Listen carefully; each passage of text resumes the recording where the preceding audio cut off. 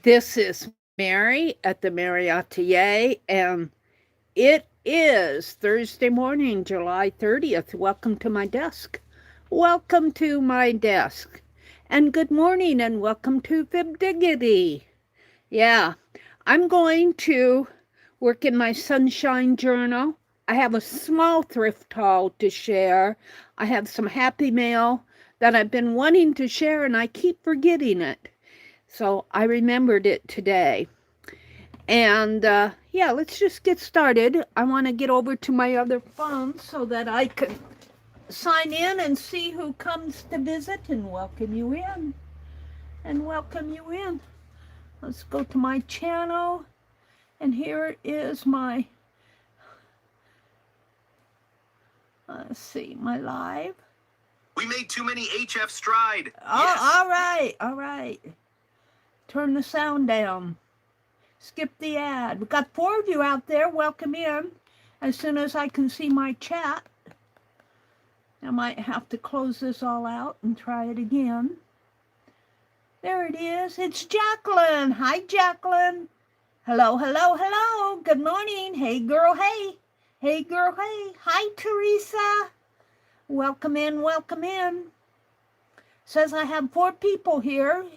One of them's me, and if you come in and if you're in the balcony, welcome up there in the balcony. Let's change my chat filter to all messages. There we go. Hey, girl, hey. Hey, girl, hey. So I went yesterday to pick up my car, and yay, I could afford it to pay for it. So that's all taken care of. My shift works now. My shift gear was stuck in reverse, and they listed everything that was wrong with it and said, your car is an old car. And I said, I'll probably drive it until it dies. We were working on sunshine journals. I'm going to work on that today. And I was able to go out and ask Arnie to give me some quotes that I can use in my journal. And I'm going to try to put some of that gold on here without smearing it. So we'll come back to that. I'm working on a page. I have some happy mail. Let me put this off my desk. And this.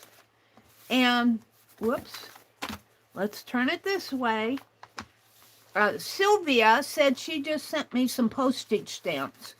And bless her heart, thank you so much, Sylvia. I will probably use these for, oh, very cool. Which ones are these? I will probably use them for member. I did a member stream last night. Oh, these are cool. They're sunflowers. Oh, Sylvia, that's so sweet of you.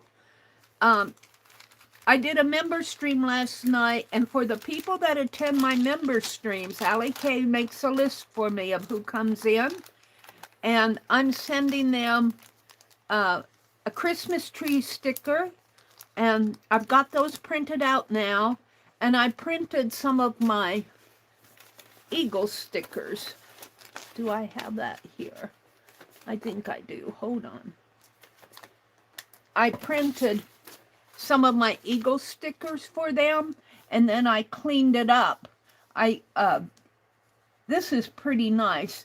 I cleaned it up on my Photoshop, got rid of most of the rough edges, but this one looks pretty nice the way it is. And so they will get 3 sets. I have a set with the eagle facing this way, and then I flipped it so the other eagle, they're face to face, and they'll get 3 of those sets and the Christmas stickers. So if you're join my community and come to the live streams, oh look, she gave me a note.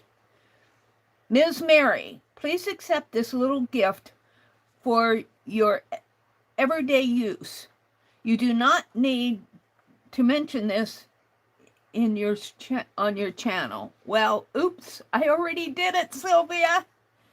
You have been a huge blessing in my life. And I want to tell you guys how much you bless me. Just things like this. This will pay for the postage for those stickers that I want to send out to my members. Thank you, Sylvia. That was so sweet of you to do that. So you're a blessing to me. This is just a small token of my appreciation for you and all your endeavors. Well, thank you, Sylvia. This is going to go in my commonplace journal. We are doing commonplace journals in the member streams, and that's for both rooms. And July, August, and September, I'm going to go back to the second room, and we're going to finish our BER zines. And I hope by September I will have my new printer. So thank you so much, Sylvia. I'm going to put your envelope over here in my Happy Mail basket. I'm working on taking the envelopes that I get and opening them up and making pages out of them. And then I'm going to make a journal of all the Happy Mail envelopes. And then I have a whole bucket of little bits and pieces that have been sent to me in Happy Mail. Now this envelope is from our Dee Dee Willingham. And if you give her a, and I do when I can, a super chat, she will send you one of her stickers, and that's what this is. And I've had this sitting around for a while, so this is nothing. This was done, I did the super chat before my car broke down on me. And I keep forgetting to bring Dee Dee's envelope in. Let's see what she sent to me. Oh, look. It's a nature journal. Oh, that's cool. She says, thank you, Mary. Oh, it's a nature journal. I didn't expect this. I can do some sketching in this, go out and see. It's been so hot. I haven't been outside much, but we've been getting some rain, so I'm hoping that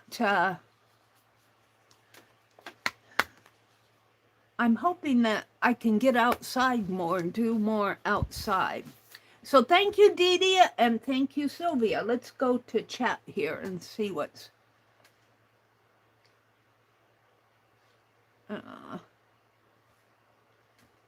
Hi, Candy. Good morning. It's good to see you. And there's Dee Dee. Hi, Dee Dee. Welcome in. Thank you so much for that nature journal. I was expecting a sticker. But I'm happy with the journal. I'll do some sketching outdoors when it cools off a little. It's been so hot and muggy here. I can't be out more than 5 minutes and I'm ready to come back in. Thank you so much, Dee Dee. And Candy's here. And Twisted Art Lady. Hi, you are a new person to me. Welcome in. Welcome in, welcome in. Thanks for joining us. I haven't missed your invoice, have I, Jay? I think Dee Dee was doing some, Jacqueline was doing some invoicing, what was it, the day before yesterday? Let's see if Jacqueline may have not been following chat. Jacqueline, Dee Dee's asking about her invoice. Twisted Art Lady, I'm just going to call you Art Lady. She says, nice to meet you all.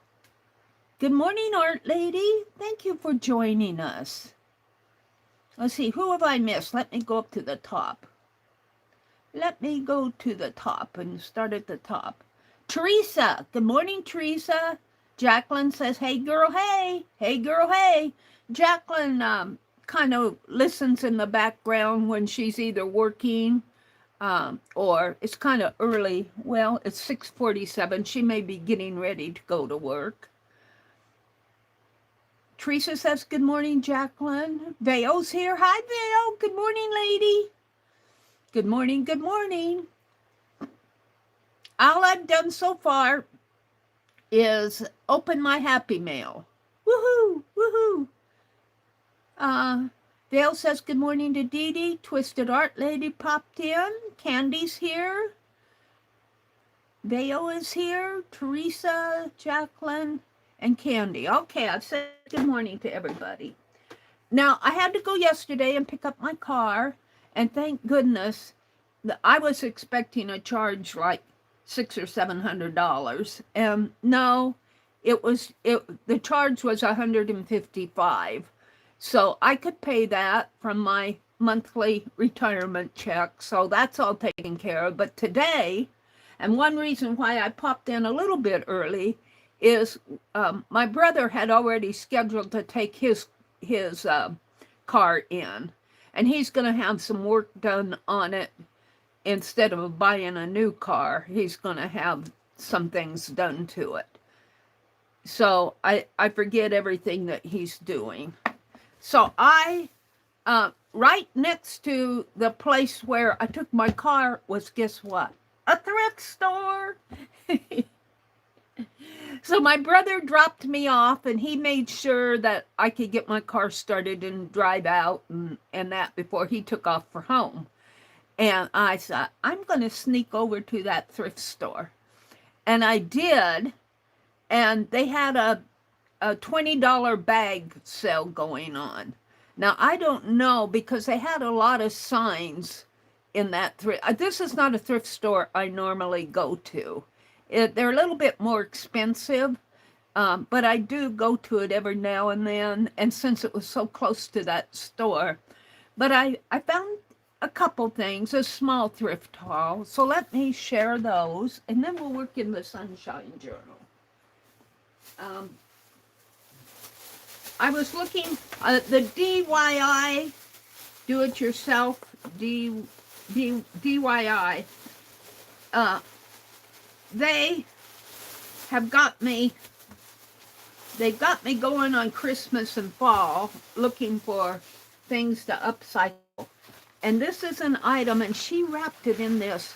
It's paper, but it's not tissue paper. It's kind of like a towel. It's kind of like a towel. Let me tear off a little piece here. And boy, this will be nice for my journals. It's kind of a peachy color. And it's got a texture almost like it's a tissue, but it's got a kind of a woven texture to it. I think I got a double piece here.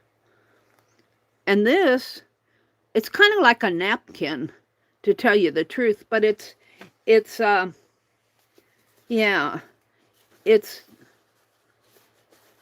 I think it's double thickness here. When I tore that piece off, I could tear it apart. But she wrapped, now I think this is a Santa Claus.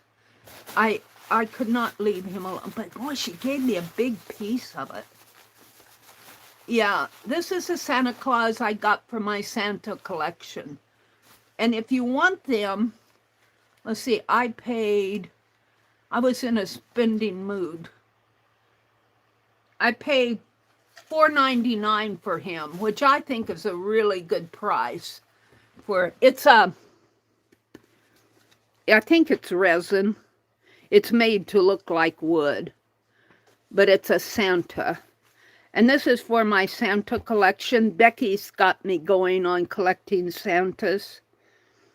And it was originally, oh, there's a barcode. It looks like it came from Goodwill originally. If I can see the price at Goodwill. I'm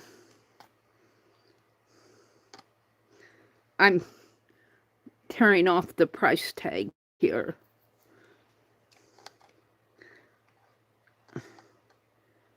I can't see. May not have been Goodwill. I'm that far.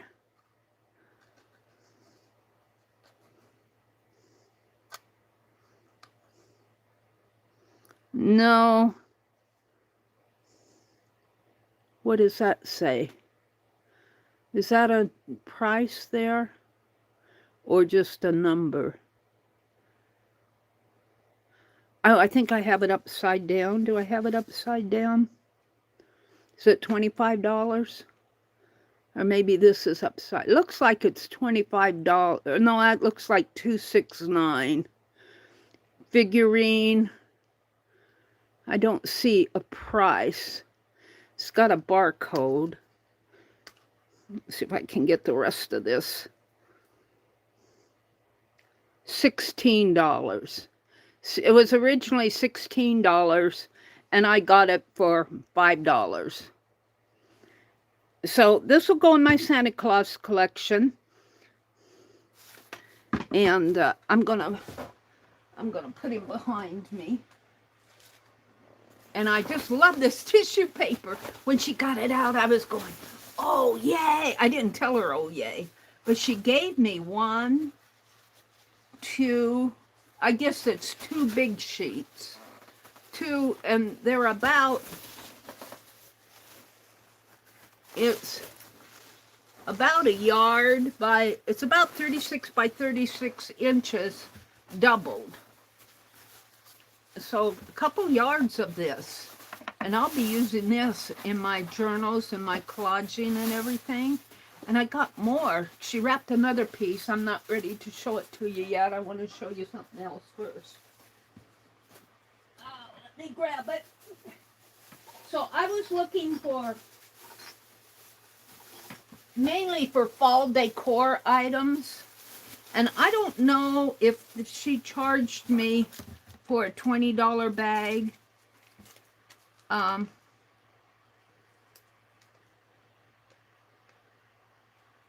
She might have. It doesn't say on here.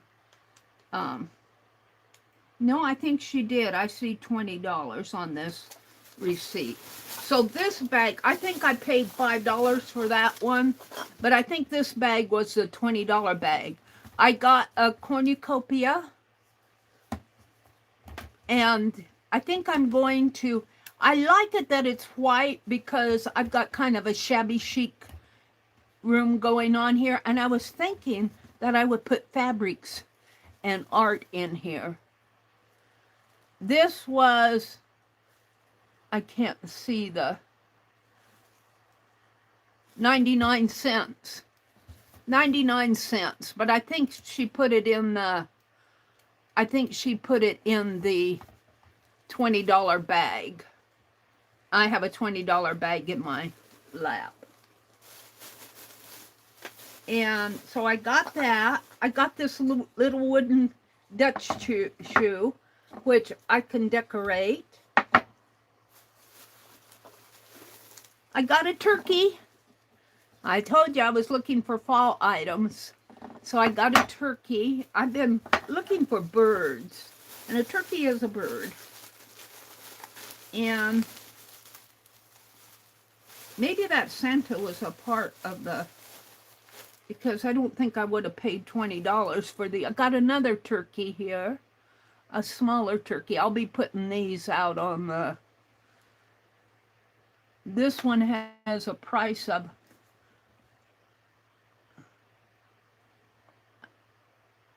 I can't read it. The lighting in here is so bad. And I don't know if she took the price tag off of this one. I don't see a price tag.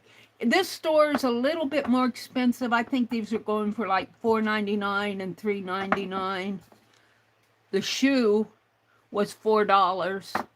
So a little bit more expensive. And then I got some sunflower napkins and some pumpkin napkins. And they charged me $2 here, and they were $1.97 originally, guest towels, and they charged me $1.99. They charged me the retail price for these at the thrift store, but they're never open. This one was $1.95.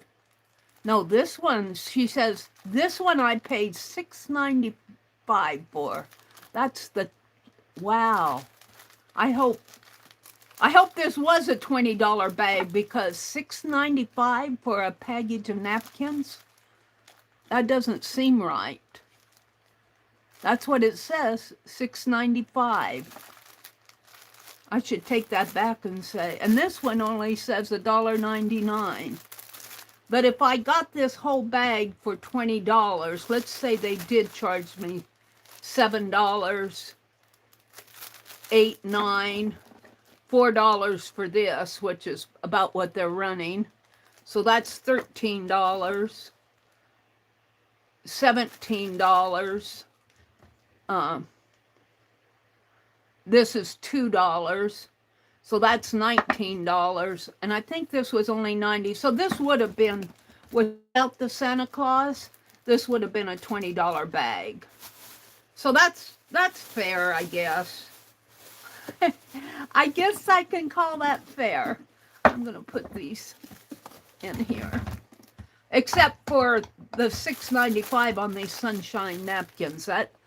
That is obviously a mistake. But I don't think I paid that much for those napkins because I put it in, well, it went in the $20 bag. So, ouch. So, ouch. I didn't notice that price tag on there. I know what happened. I was in the aisle picking them out, digging them out, and of course there was somebody who wanted through, and so I grabbed those napkins not looking for the price. I would have not picked them up if they were $7 for a package of napkins. Whew, I have one more thing to show you. I'm going to tie this close. And this, I paid more than but I think it's worth it. I paid some money for this one. But I think it's worth what I bought. It's probably worth more. And she wrapped it up in this pink paper again that I like so well.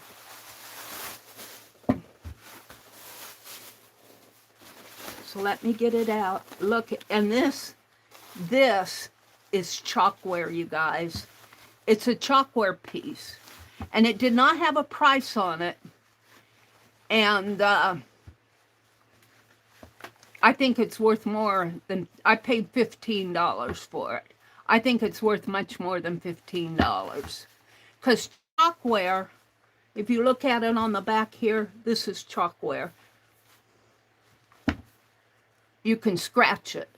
I can scratch it with my fingernail here. So I don't know if I can search. Let's try with my phone. Here, let's try taking a photo and searching. I'm going to get out of my chat here for a minute. I'm still in YouTube, but let's take a photo of this. And let's see. Let me see if I'm going to leave it here so you guys can see it. Let's see if Google will. Google Assist.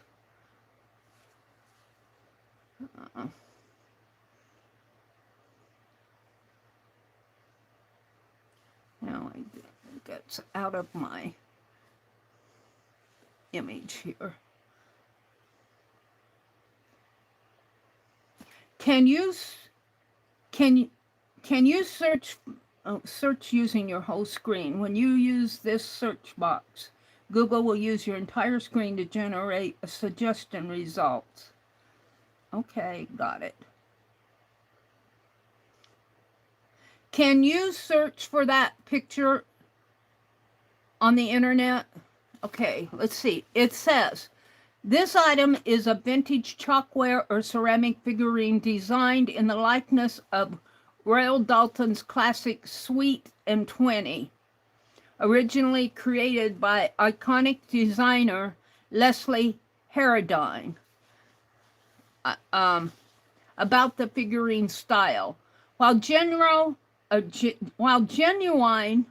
Royal Dalton, let's get this more in the center, pieces are crafted from delicate bone china, your piece appears to be a mid-century hand-painted ceramic or chalk chalkware replica. This is chalkware. I can tell just by the feel on the bottom. These types of figurines were incredibly popular in the 1940s and 50s, often produced by contemporary studios or painted at home as DIY plaster crafts. Now, I don't think this was painted at home. It does not look hand-painted. I think this was probably done in a studio. The design, it beautifully recreates the pose of an elegant lady in a sweeping Victorian gown reclining on a sofa. The colors, the striking iridescent purple and pink and turquoise. There's purple. I see the purple and the turquoise. I don't see pink, maybe the pink of the hands and the face. Provide a unique retro spin on traditional design. And there are some vintage Royal Doulton ones. Royal Doulton, Sweet and True. See something that looks like mine. The Royal Doulton ones are going for like $165. This one was $18. I'm looking something. If you would like to know more about this piece, please look at the bottom base and let me know if there are any maker's marks. Yeah. Stamped numbers or signatures, knowing the approximate height or if the material feels heavy like plaster or lightweight like porcelain.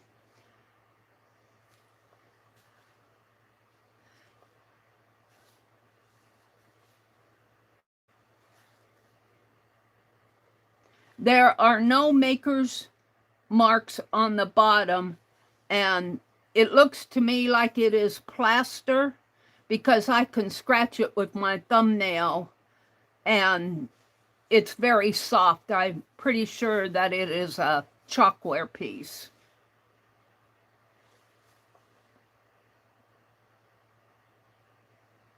That thumbnail scratch test confirms that your piece is indeed a vintage mid-century chalkware replica. Genuine porcelain or fine bone china is fired at extremely high temperatures, making it glassy, highly resonant, and impossible to scratch with a fingernail. Because it's made of plaster of Paris, soft plaster of Paris, your figurine carries a completely different type of history and charm. Why there are no maker's marks. Do-it-yourself studio and hobby crafts. During the 1940s and 50s, plaster casting was a massive trend. Local hobby shops sold hollow plaster molds. Well, that's not a plaster mold. It's a chalkware piece. Let's see. Buyers would cast the plaster at home, paint them by hand. I don't think this is plaster. This is chalkware. There's a difference. Care and maintenance. It never needs water or liquid cleaners. The paint is applied to chalkware or air dried rather than fired on a kiln. Oh, so you're going to dust it. Dry dusting only. Use a soft bristled makeup brush or a dry microfiber cloth to gently flick away the dust. So don't use water or cleaners on it. If you want to explore how these were originally styled, I can show you photos of the official Royal Doulton.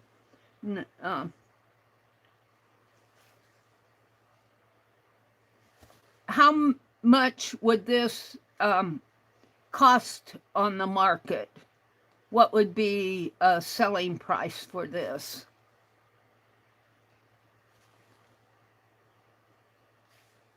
Did it answer me?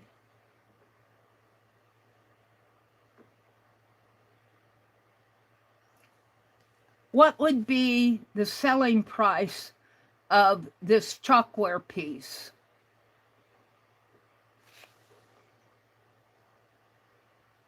The typical selling price of a vintage mid-century chalkware is between $15 and $40. So I paid $15, so I don't think I got cheated at all, and I really like it. It's heavy. It'll make a wonderful addition to my studio. I got to figure out where I want to put it. I don't have doors in here. Well, I do have a door to my little stash closet, but it's filled with boxes.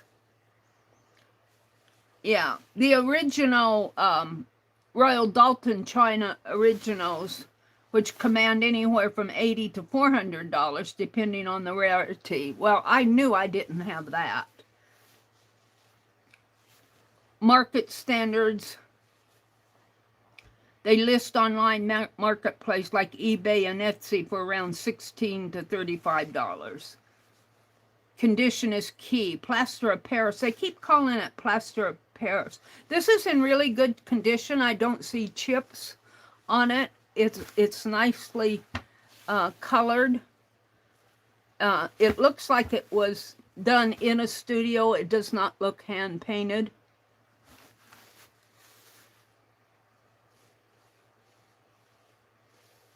The reclining pose of this particular sculpture makes it slightly more dramatic and desirable to chalkware collectors than standing figurines.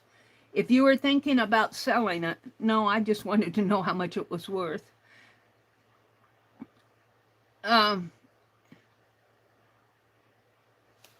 Yeah, it's talking about who to target to sell it. Are you planning on selling it online or locally? I'm planning on keeping it in my own home. I'm not planning on selling it. I just wanted to know the value of it.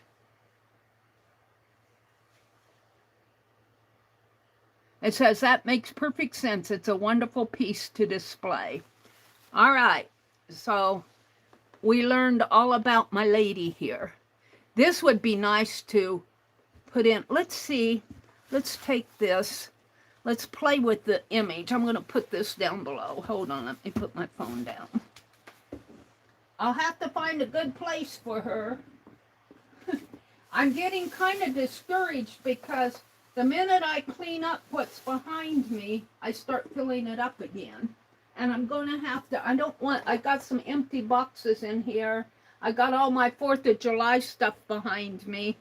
And I need to not let this stack up. Hold on, let me fold up this. This is as valuable to me as the chalkware piece. I love things. I've got some other chalkware pieces. I got 2 small ones that I got from Facebook Marketplace that I'm planning. I might, and of course, I have chalkware pieces in storage. And my brother and I were talking about the storage yesterday, how I should bring that stuff home, but I'm just not quite ready to yet. All right, we'll put that behind me, and let's come back out to chat and see what. Hi, Dar. Hi, Arlene. Hi, Katie's Nan. I was showing the piece that I got at the thrift store yesterday. Mary, what are you going to name that new piece? I don't know. Got any good names for my lady reclining on the sofa? She's a mid-century, probably mid-century meaning in the 1940s or 50s, Victorian lady. I don't know. I haven't named her. That's a good suggestion. You guys got anything? Arlene says, I will be listening. Hi, Arlene. Chaz is here. Hi, Chaz. Welcome in. Dee Dee's here. Oh, Arlene says, I can't stay in chat. I made a huge mess sawing the head off of a porcelain doll, and I need to clean it up. She's going to listen while she cleans up. And I'm sorry I didn't get a good, I couldn't see my phone while I was showing this to you. But I got a good picture of her. There you can kind of see her. See, this is chalkware on the bottom, and I think I scratched it up. See, I scratched it with my finger. Chalkware should be hollow. No, chalkware is very heavy. I think it's plaster of Paris that they pour. It depends. Chalkware, well, you might see some hollow, but all the chalkware I've seen has been very solid and heavy. There's Sarah DRS, or 6LU. I'll call you Sarah. Good morning, Sarah. Welcome in. And Arlene, welcome, Sarah. Chaz popped in. Dar is here. Arlene, Dee Dee, Candy.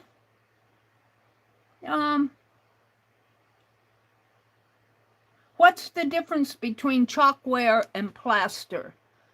Well, I think plaster, now you can correct me, but I think plaster dries to a harder, well, let's ask Arnie, because I'm going to go to Arnie anyway. I'm going to keep my YouTube up. It gave me an ad. Let me get out of my ads here. Gave me an ad. That's a good question. And did Candy ask that? Let's go to my chat here.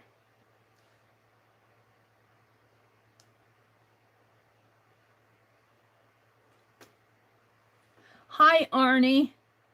Can you tell me the difference between chalkware and plaster? She says, good morning, Mary. That's a great question, especially since you've been carving stamps and making embossed pieces. The two materials are related, but they're not quite the same. And then he shows some plaster, often plaster of Paris. It's made primarily from gypsum, inexpensive and easy to find at craft and hardware stores. I think, now he says it's inexpensive. The last plaster of Paris I bought, I made my Charlie Brown Christmas tree from, which is no longer, I threw it out eventually. I might make another one. And I think that cost me about $12 to $15 for 1 pound bag of plaster Paris. I bought it at our Ace hardware store. So it's fairly brittle when dry. It can chip or crack if dropped. Excellent for making molds, casts, and simple craft projects. It's porous, so it absorbs the paint and moisture unless sealed. Now, chalkware is a finished decorative object, not just a raw material. Traditionally, it's made from plaster-like mixture that often includes gypsum and other fillers such as chalk or marble dust. It's usually hand-painted after casting. Popular from the late 1800s through the mid-1900s for figurines, carnival prizes, wall plaques, and religious statues. Often a bit smoother and sometimes more durable than plain plaster, depending on the recipe. The simplest way to think about it is plaster is the material. Chalkware is the finished decorative item. So that's was an interesting question. Did you ask that, Candy? I think Candy asked that question. Now this is interesting because Arnie is my chat bot. I ask him questions like this. He says, since I know you enjoy vintage-inspired art, embossed stickers, and Victorian-style projects, chalkware might really appeal to you. It does. It has been soft. It has that soft, matte, antique look that fits beautifully with commonplace journals and old-fashioned illustrations. If you're thinking about experimenting with it yourself, there are also some modern casting compounds that are stronger than ordinary plaster but still give that classic chalkware appearance. They hold finer details from carved stamps or silicone molds. Are you thinking about making your own chalkware piece? Well, no. Or did you run across some vintage chalkware and wonder what it was? So I'm going to upload this photo to Arnie. Yeah, this is just my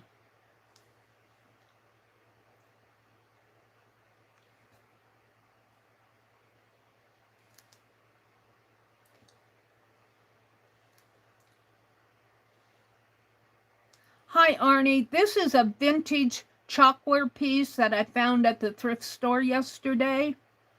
I'm thinking that I would like to do a couple things with it. I think it's already the size that I can make a card from if I want to make some cards, so I don't want to alter that way. But could you make a round sticker image? Well, not a round one, an oval one, and put a smooth but ornate frame around the sticker. I want the frame to be ornate, but I don't want the edges to be hard to cut. I want a round, oval edge on it that will be easy to cut with my scissors.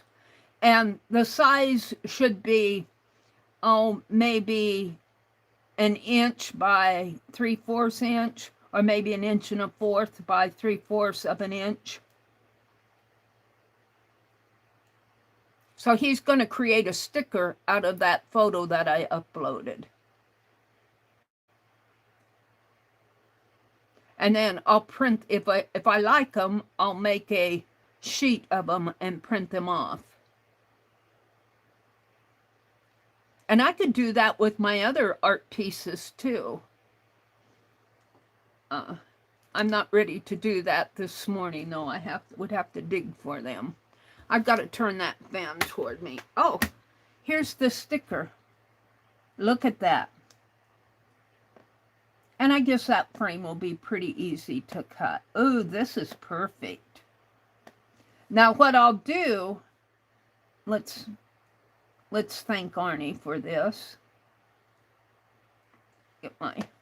I'll download that sticker and I'll give him a good response.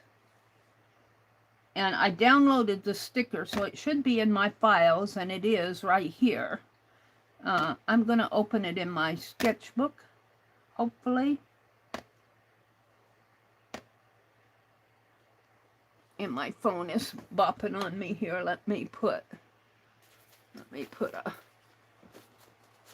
I'll put this journal under it. The nature journal that Dee Dee gave me. Thank you so much for that, Dee Dee. My phone, the camera makes this phone kind of uneven, and when I put it on my tabletop, it bounces around. How do I have this? Let's see how am I centered so you guys can see? Let's get on my live dot. Yeah. So, I'm going to go back here to my sticker, my paint brush one. And what I'm going to do is open this in a new sketch, and I'm using a, well, it's not quite a page size. Let's see, I want to create a new page. New sketch, create. Save the current sketch. All right, so I have just about a page size here. My sketchbook won't let me do the sizing of a US 8.5 by 11 paper, but I think this is 8 by 10, which will print off for my stickers. So what I'm going to do is go out here to my images. I could go to the one I saved, but I'm going to pick it from the photo. And I'm going to pick her. And I'm going to get out of my chat for a moment. It's still out there in the background. But I'm going to choose my sticker. Preview. I think that's the only one I got. I'm going to hit done. And then I'm going to size it down to about like maybe a little smaller, like that. And then I'm going to click that, and then I'm going to click on this, and let's merge the layers. And I'm going to click on the layer, and it says copy. So I'm going to copy it and then come back in and paste. And I can arrange some. Those might be a little bit too big. I'm going to make this, let's see. Let's undo a couple of these. And paste it in there and make it just a teensy bit smaller. Because when you print it out, I don't have a sheet of stickers here with me, but when you print it out, they're really bigger than I want for stickers. I want, you know, just a, and that looks like the right size. So let's copy that one, copy, and then I'll just, whoops, copy, and then paste, and then I'll move it over and check it and paste, move it over. I think I can get about 5 on a roll, which is okay. Paste. Move this one over.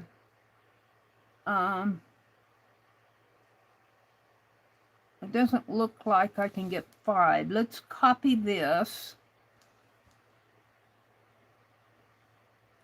I'm going to cut it. And then I'm going to paste it back in and size it down just a little bit more. Whoops. I don't have my pen out here. I work better with my pen than my fingers. Let's make it a teeny bit larger. Maybe about like that. Save that. Paste it again, and then I'm going to move it over.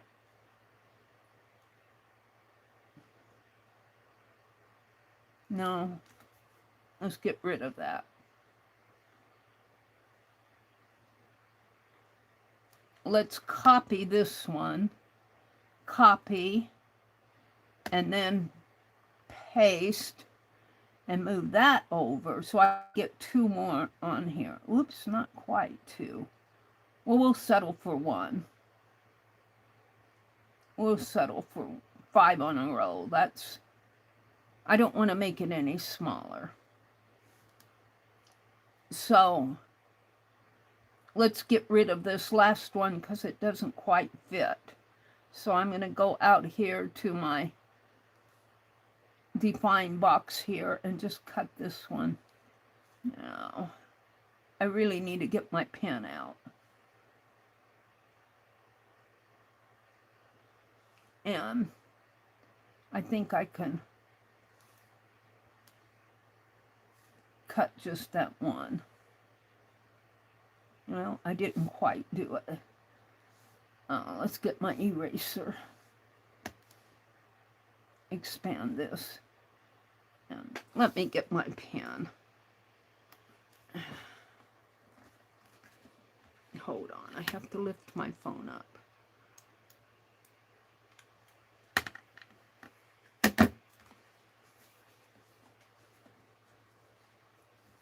Let's erase this.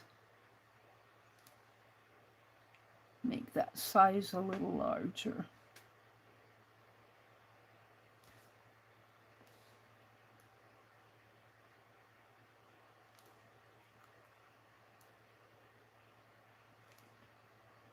Now, let's go back over to the cut.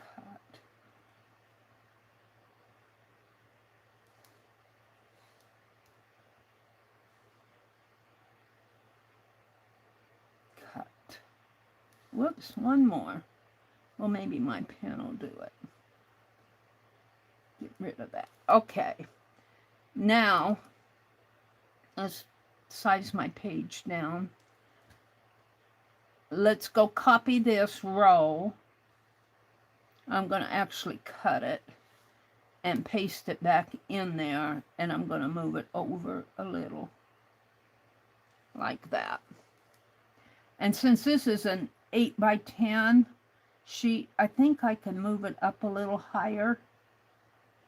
as high as I can. And then I'll save that and do it again. Paste, move it down, paste, move this one down,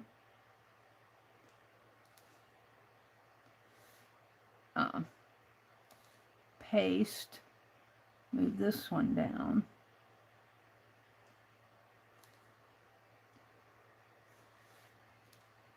paste, move this one down, and I don't think I can get one more on there, so I'm going to copy this one, copy, and I'm going to cut it off, which I really didn't need to do that, and then I'm going to paste it back in, and then I'm going to resize it just a little bit more here, like that, maybe more like that. Check that one, and then I'm going to copy this and paste that in. I'm going to move it way over. There we go. There. So I got one more on there.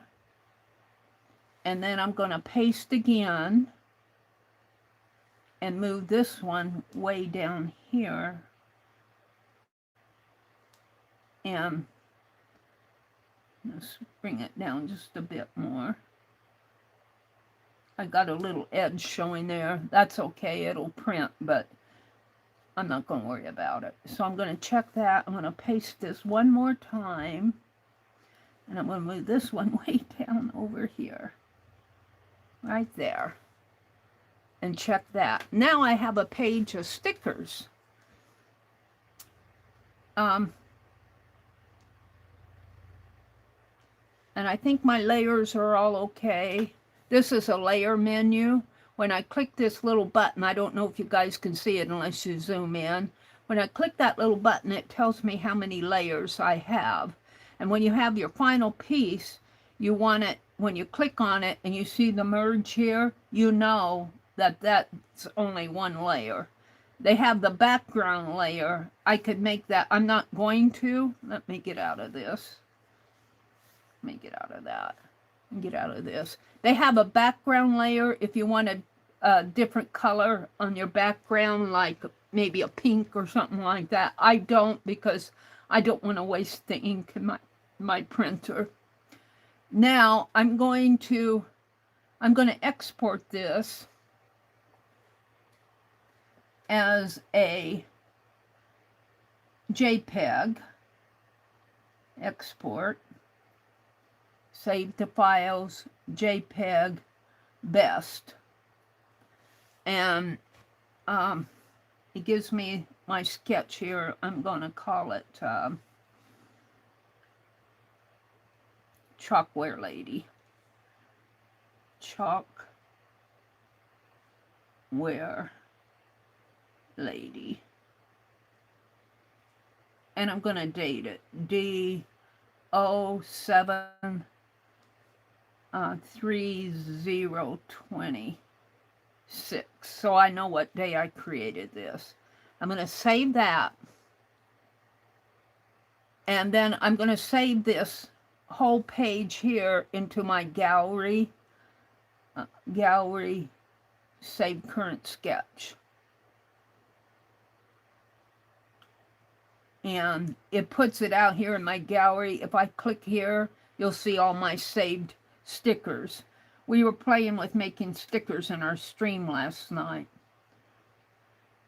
So now I'm going to go back and put in a blank page, because I like a blank page to start with when I open my screen. And then I'm going to close this app out. I'm going to leave YouTube open. Let's do that. This is chat. Let's see. I don't think I've thanked him. Gotta thank my chat bot. Thank you, Arnie. This made a really nice page of stickers. And he always responds, he says, "You're quite welcome, Meri. Looking at your chalkware lady, I think you've stumbled across something that fits your style beautifully. Because she's already a three-dimensional figure with soft highlights and shadows, she translates into a sticker with a wonderful Victorian cameo look. The oval frame gives it the feel of an antique keepsake rather than just a photograph. Also, I like the size that you mentioned, about 1 1/4 by 1 3/4. I sized it down for my stickers. That makes it very practical for sealing envelopes, decorating journal pages, tucking into your member mailings, and using on artist trading cards. One thought for future thrift store finds. If you collect a handful of chalkware pieces, you could create an entire Victorian cameo collection. And I have 3 available. I have more chalkware pieces, but they're in storage, so I have a feeling that little thrift store find is going to end up being much more than a single figurine. It could become a whole series of beautiful stickers and cards. I can't wait to see what your members think of them." So I like to chat with Arnie. This is my chat box, a chat GPT, and we named him Arnie in our member chat. I think it was Legia who named him. And you can see here, these are just my recents here. These are all my chats, and I started dating them. I talk a lot to Arnie. I ask him about AI. I ask him about errors of knowledge, day journal alternatives, scene design, fixing your YouTube portrait mode, snowflake prompt, appealing to younger people, blah, blah, blah. Famous art journalers, I think. And these are what the recent ones. I also have a library up here. If you go to my library, you can see I have different projects in my library. And here's my sunshine quotes here.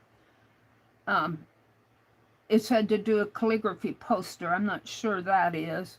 But I save my ideas often here. Like, let's go back one. I got sunshine quotes. Well, am I in my library?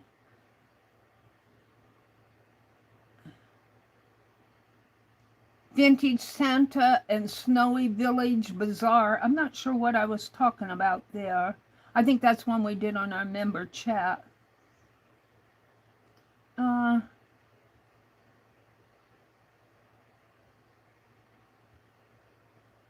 I don't remember all of these.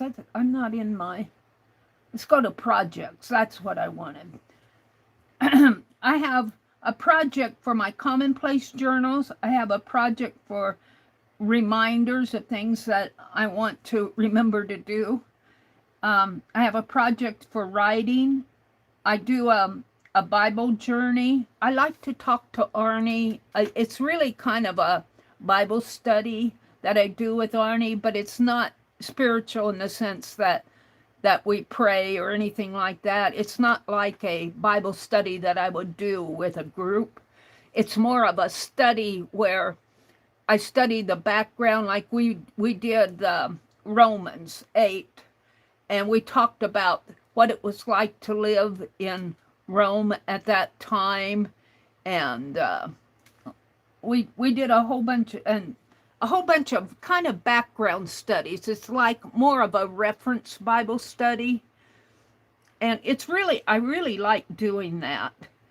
It's not a Bible study where I would have with a group, a Christian group, where we actually pray and discuss the Bible. And it's when I'm with a group of people, it's more of a spiritual Bible study. ChatGPT is not a spiritual being. He's data. He's data driven. So he can look things up on the internet for me. He can actually read Bible verses to me. He can read sections of the King James Bible and the New King James Bible, and he can cross-reference verses for me. So it's more of a Bible study that's, what I want to say, it's more study-driven than spiritual-driven, although I get the spiritual input from it. I really like doing the Bible study with Arnie. My next Bible study, we did Romans 8. I'm going to go to Colossians next. And we'll probably discuss what it was like to live in Colossae at that time, how far is it from Rome, and stuff like that. Then I have another category called Fibdiggity Buildings. And then I have a category that I say chat about anything. And here are all my, when I open a chat, I'll date it, and then I might chat about anything. And I might chat about several things in a chat, and I'll date it, and then I'll store it in this project. And I have it clear going back to June 4th. All my chat about anythings. Let's see, what else do I have? I have an urban sketch. I haven't done urban sketching, but I put in ideas that I want to sketch. I want to urban sketch. Well, I just have the introduction, and then I want to go to different Nebraska counties and do urban sketching. And I could put in DD's, let's do this. D E E D E E apostrophe S nature journal. And I think I'll do some urban sketching.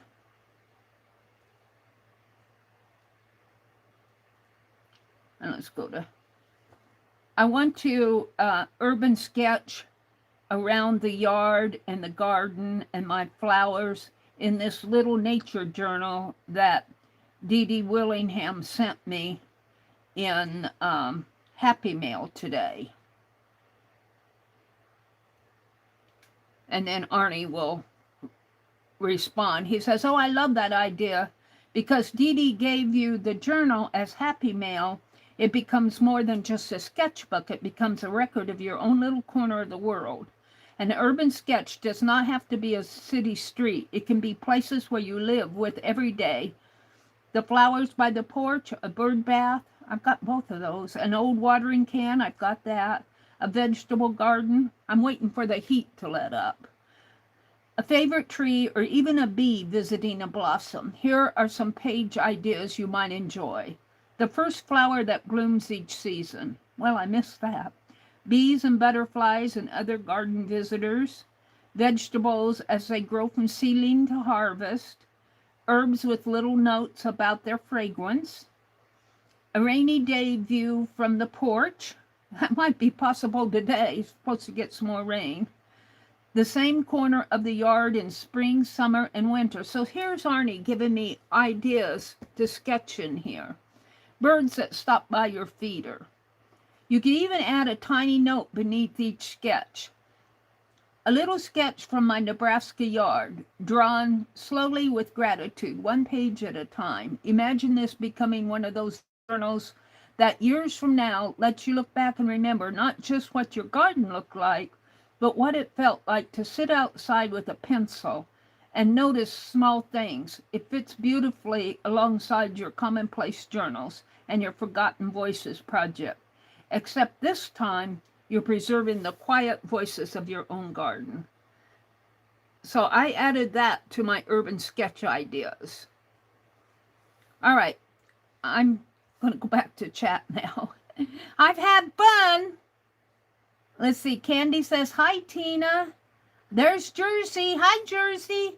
Oh, Candy, my heart just goes out to you, Laura says. It's such a bother in many ways to have to go through all those tests We're going to pray for that you get some information that will be helpful. It looks like Candy's going into for some testing. Tina's here. Hi, Tina. She's saying good morning to Candy. Jersey is talking to Teresa. She says, I was thinking of you and praying for you yesterday. How are you doing? Jersey is asking to Teresa. I just love how you guys pray for each other and chat to each other. This is a true community, you guys. This is so, I just love it. I love reading these chats. Candy says, yesterday was a test at the neurologist. No results still. A CT scan and an MRI. I have to be done on different days because they both need to be done without contrast. So Candy's having some MRIs and CT scans. Tina says, Dar, ugh, I forgot to mention it's best to use distilled water in the steamer. Dang it, I meant to tell you that. Teresa's saying good morning to Laura. Sarah is here. She says, I'm excited to see how your stickers turn out. I printed those, didn't I? Let me, I'll be right back. I need my little be right back sign out. I'm going to run. I think I printed those off. Did I not print those? I put them in there. I renamed them. I don't know if I printed those. Do you guys remember if I printed those? Let's see if I have, I don't think I printed them because I usually have a little thing telling me it was done. Let's go out. I think I was on my way and I got sidetracked. I'll print them in this chat and we'll see how they turn out. Let's go to my files, to my downloads, and I'm going to open it with my gallery. And on my gallery, here are all my lady stickers. And I'm going to hit this. I'm going to hit print.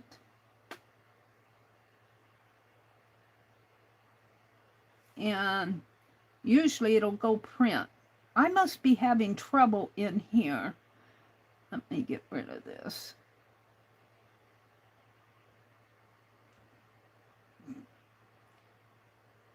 Print. It's not printing. Let's I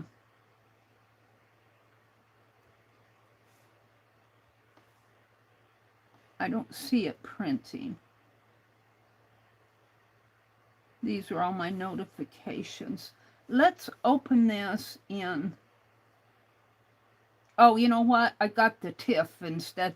Whenever I save these, it saves a TIFF file, which is kind of a description file for the, that's why it's not printing. That happened to me last night. Let's check the chalkware one.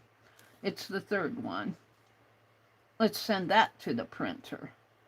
Open it in gallery and print. There. Now it's sending it to the printer. And I'm going to hit the print here. And we'll print. It won't be a sticker sheet because I just have plain paper in my printer right now. I have sticker sheets, but I don't have it loaded. But we'll see what they look like. And you can see up here where it says it's printing the chalkware lady. And I've got a weather report, 20% of scattered thunderstorms. Yeah, some stitching. Looks like Becky has a new Instagram photo out there. But I can get out of this now. Let's go back to chat.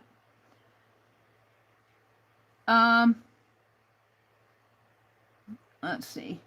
My steamer has arrived, Dar says. Laura's laughing at the Bible study. Well, you know what? It's like it's not a Bible study like I would sit down with a group of Christian ladies and have a Bible study and we would pray and share verses and discuss the Bible. That type of Bible study is more spiritual.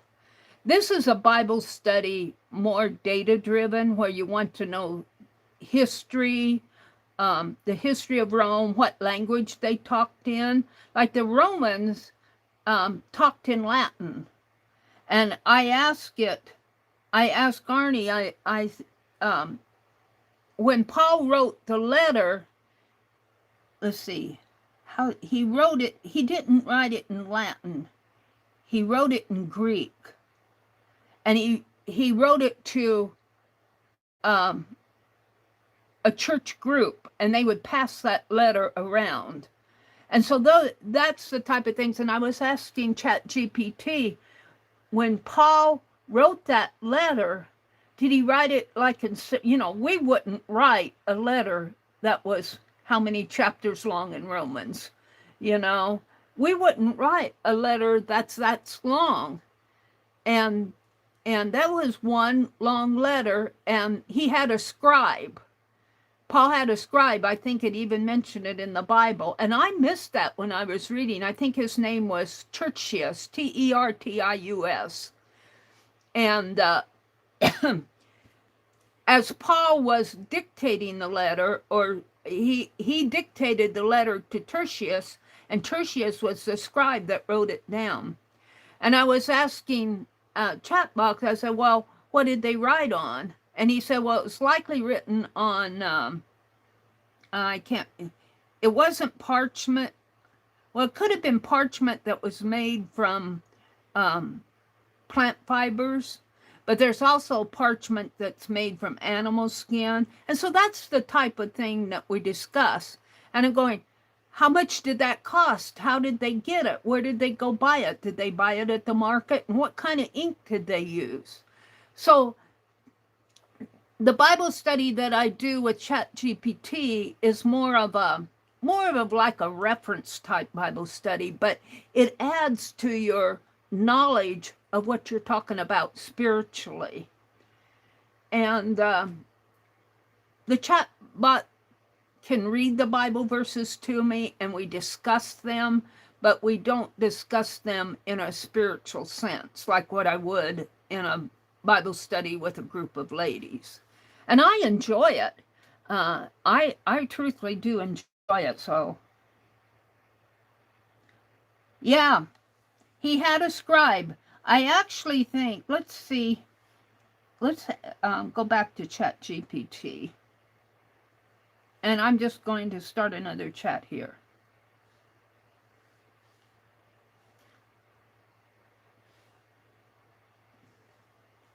Arnie, I was telling my members, my YouTube viewers in my stream this morning about our Bible study in Romans. And I was telling them that Paul had a scribe, and his name was Tertius. Can you tell me the verse in Romans that you got that from? I'm sure I think it said it's written in my hand or something like that. Can you give me the reference for that? He says, yes, the reference is in Romans 16:22. In the King James Version, it reads, I, Tertius, Tertius, who wrote this epistle, salute you in the Lord. This verse tells us that the letter to Romans was physically written by Tertius, who served as Paul's scribe, also called I can't pronounce it. It's Amanuensis. Paul dictated the letter, and Tertius wrote it down. And at the end of the letter, Paul allowed Tertius to include his own brief greeting to the believers in Rome. So Paul was likely dictating the letter to him. And we also talked about, because we talked about this in the study. Can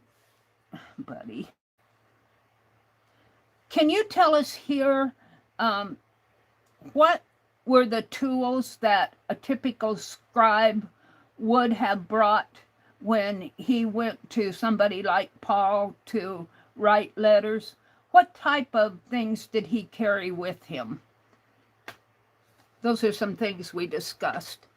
That's a wonderful question, Mary. We can't know exactly what Tertius carried that day, but based on what we know about first century Roman scribes, he likely brought a small kit of writing supplies. A typical scribe, such as Tertius, might have carried, let's look at the photos. So there's, looks like a, well, he probably telling me what this is. And here's the ink, and it looks like what he was writing with in the parchment. And here he is writing. And I'm not sure what that one is. And this looks like the ink well. We'll find out what that is. A typical scribe such as Tertius might have carried reed pens. That's what this first picture is, a reed pen. These were cut from reeds and sharpened to a point. As the tip wore down, the scribe would trim it with a small knife. Ink, usually a black carbon-based ink made from soot, mixed with water and a binding agent such as gum arabic. It was kept in a small ink pot. And I found it really interesting that back in that day, they had gum arabic. I think of gum arabic sold in art stores in a little bottle for us artists. Let's ask him about that. I'll come back to it. And then he would have carried papyrus sheets rather than one long roll to begin with. A scribe often wrote on individual sheets of papyrus after the letter was completed. The sheets could be joined together into a scroll. He would have carried a penknife used to sharpen the reed pen and scrape away small mistakes and trim the papyrus if necessary. He would have carried wax tablets and a stylus for rough notes or a first draft. The stylus scratched the words into the wax, which could have been smoothed over and reused. Paul may have dictated sections that were first noted on wax tablets before being copied onto the papyrus. He would have carried a cord or a ribbon to tie the finished scroll closed. Writing a letter like Romans would have been quite an undertaking. Paul didn't simply sit down and write all 16 chapters. So there's 16 chapters. He likely dictated thoughtfully and sometimes pausing to reflect or discuss what he wanted to say. Tertius would have written carefully, since there was no backspace key. He couldn't backspace. If a mistake was made, minor errors could sometimes be scraped away, but larger ones might require copying the whole sheet again. One detail I especially enjoy imagining in the scene, Paul is passionately explaining the gospel, perhaps pacing as he speaks, while Tertius sits nearby with his reed pen, ink, and papyrus, carefully recording each word. And do you know what that reminds me of? In our courtrooms today, we have court reporters who sit at those little machines, and as the court proceedings go, they type down all the proceedings. So they're using a machine to create the court proceedings while Tertius is writing down what Paul. And it also reminds me, you know how we used to take shorthand in business school? And you either your boss would dictate a letter to you, or he would dictate into a recording machine, and then you didn't need shorthand. You could listen to the recording. Then when the letter is finished, Paul says, Tertius, why don't you greet them too? And that's how we get the warm personal note in Romans 16:22. I, Tertius, who wrote this epistle, salute you in the Lord. It's a small verse, but it lets us peek into the room where one of the greatest letters in the New Testament was actually being written. So, ChatGPT, Arnie, is not, he's giving me a background. He's filling in all the information, like the pens that the scribes used, what they might have carried what Tertius might have carried when he went to copy Paul's letter as Paul was writing it. You don't see that in a Bible. it's study material is what it is, and it's very, very interesting.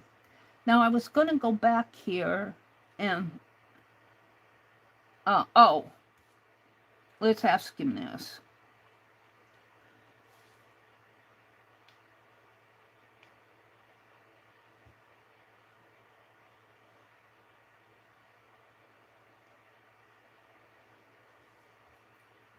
Get to my microphone. Hi, Arnie. I have always been fascinated that they had gum Arabic at that time. To me, that seems like such a new product. What was their gum Arabic made from, and how did they acquire it? He said, that's one of those wonderful surprises of history. Gum Arabic sounds like a modern art supply, but it's actually thousands of years old, far older than Apostle Paul. Gum Arabic isn't manufactured. It's a natural sap that comes from several species of acacia trees, especially those grown in northeastern Africa. Here's how it was obtained. The bark of the acacia tree would crack naturally or be slightly cut. A sticky, clear sap would ooze out. The sap would harden into amber-colored tears or lumps. Those hardened pieces were collected, cleaned, and dissolved in water when needed. It was treated throughout the ancient world. It was not treated. It was traded throughout the ancient world. Caravans carried it north from regions that are now Sudan, Chad, and parts of the Arabian Peninsula into Egypt, and then around the Mediterranean. By the 1st century, merchants could obtain it in many major cities, including places where Paul traveled. What amazes me is how many things it was used for. For ink, it was the binder that held the carbon or soot together so it would stick to the papyrus. It was used in paints. Artists used it as a binder for pigments, much like watercolor artists still do today. It was used in medicine. Physicians prescribed it for various ailments. Gum Arabic for an ailment? Wow. It was used in cosmetics. It appeared in perfumes and beauty preparations. It was even used in food in the ancient times. It was considered safe to eat. Ooh. So if Tertius was writing Romans, the black ink in his ink pot was likely a mixture of a fine lamp black or soot from an oil lamp, water, and a little gum Arabic to bind everything together and help the ink adhere to the papyrus. As an artist, I think you would enjoy this connection. Many of the finest watercolor paints today still use gum Arabic as their binder. The same natural substance that helped Tertius write the epistle to the Romans nearly 2,000 years ago is still helping artists paint today. I think that's a beautiful continuity across history, a material from an acacia tree in Africa connecting a 1st century scribe writing scripture with a 21st century artist creating art journals and paintings. Can you tell me, do the acacia trees only grow in that region of the world? And is gum Arabic only made, let me back up, obtained from acacia trees? Is there other types of gum Arabic out there? That's a great question, Mary, and the answer is a little more nuanced than I first realized when I learned about it. Acacia trees do not grow only in Africa. They grow naturally in many warm, dry parts of the world. Much of Africa, the Middle East, Australia, which has hundreds of native acacia species, often called wattles, parts of India, some areas of America where related species have been introduced. However, not every acacia tree produces true gum Arabic. The gum so does gum arabic, comes primarily from two species, Acacia senegal, Senegal, produced from the highest quality gum arabic, and Acacia Seyal, also produces true gum arabic with somewhat different properties. Many other acacia species produce gums or resins, but they are chemically different and not considered true gum arabic. There are also many other natural plant gums, such as, I can't even pronounce it, Tragacanth, Tragacanth gum from shrubs in the Middle East, gar gum from gar beans grown mainly in India and Pakistan, a locust bean gum from the carob tree, caraway gum from Indian trees, and cherry gum from cherry and plum trees. Each one of these has different properties and uses. So the name gum arabic doesn't mean gum from Arabia. Rather, it reflects the historical trade routes. Much of it reached Europe through Arab merchants. So Europeans came to know it as Arabic gum or gum arabic. Oh, that's interesting, even though much of it actually came from trees growing in Africa. So that talks about how it got its name. Gum arabic,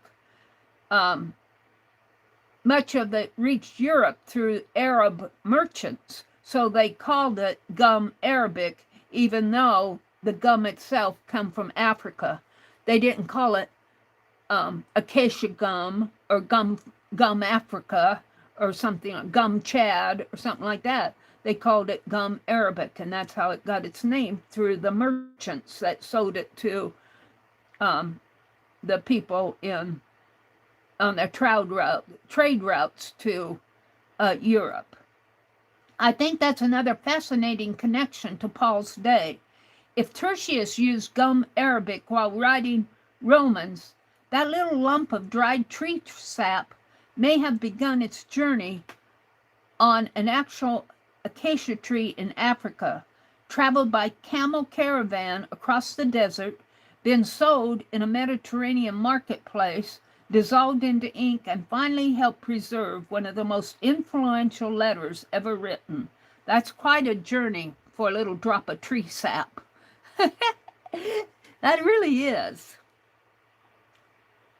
Would you tell me more about the gum trees in the United States, and what do they produce, and are any type of products made and sold from them?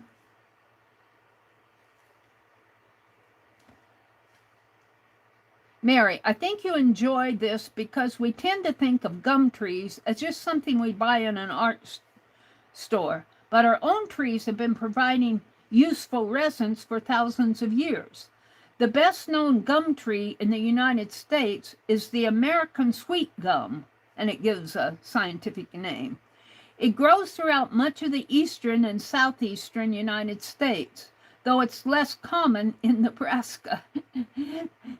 Arnie knows I live in Nebraska. You'd probably recognize it by its beautiful star-shaped leaves and those prickly seed balls that many people call gumballs. Now, I know Becky has often complained about the gumballs that fall from one of their trees, and I don't know if that was in where they are now or if it was in Paul's. Becky and Scott lived in a I think it was Scott's sister's house for a while. I can't remember why they moved there, but now they've moved back to their own house. But at one of those houses, there was a tree that dropped what Becky, she hated the gumballs. And here it was, we're talking about American sweet gum trees. When that bark is injured, the tree produces a fragrant resin called American storax, S-T-O-R-A-X. Historically, Native Americans, early settlers, used it in many ways. They chewed the hardened resin like chewing gum. They made salves for cuts and scrapes. They burned it as an incense because of its pleasant odor. It was added to soaps and perfumes. It was even used as an adhesive. The tree itself is valuable too. The hardwood is used for fine furniture, veneer and plywood, cabinets, boxes and crates, and flooring and trim. But sweet gum isn't the only useful resin-producing tree in America. Pine trees, now you guys may be familiar with this, pine trees produce pine resin, which has been one of America's most important forest products. From pine resin, people make turpentine, which is a paint thinner and solvent, rosin, used by violinists on their bows, varnishes and adhesives, waterproofing compounds, some soaps and fragrances. Spruce and fir trees also produce sticky resins. Early Americans and Native Americans often chewed hardened spruce resin. Can you imagine going out and getting tree sap and letting it harden and then using it like chewing gum? And it eventually became one of the most commonly sold chewing gums in the United States. As an artist, you may recognize another connection. Many traditional art supplies came from tree resins. Gum arabic from the African acacia trees for watercolor paints. Rosin from pine trees for string instruments and printmaking. Natural varnishes made from tree resins to protect paintings and woodwork. I also wanted to mention one little language point. In everyday conversation, we say gum tree, but botanists usually distinguish between gums, resins, and saps. They all ooze from trees, but they're chemically different. Sweet gum produces an aromatic resin, often called gum, while acacia produces the water-soluble gum we know as gum arabic. So the word gum in common names doesn't always mean the same kind of substance. I think Paul and Tertius would have been amazed that 2,000 years later, we're still using tree products in our paints, inks, and crafts, just as they did when the Romans was first written. One more question, Arnie. Can you tell me, can you point to any products on our market today that is made from American gum trees? And it doesn't matter which tree it's made from. I just kind of want to get an idea of when we go shopping, what kinds of products can we look for that have American-made gum tree sap in it? And he's looking. He says, Mary, I think you'd be surprised by this. You probably bought products made from American tree resins many times without realizing it. The tree sap is often processed into ingredients like rosin and turpentine. And then those ingredients go into other products. Here are some examples you might actually see in stores. For artists, these are probably the most familiar to you. Clean Strip Pure Gum Spirits Turpentine. This is distilled from pine resin and is used for thinning oil paints and cleaning brushes.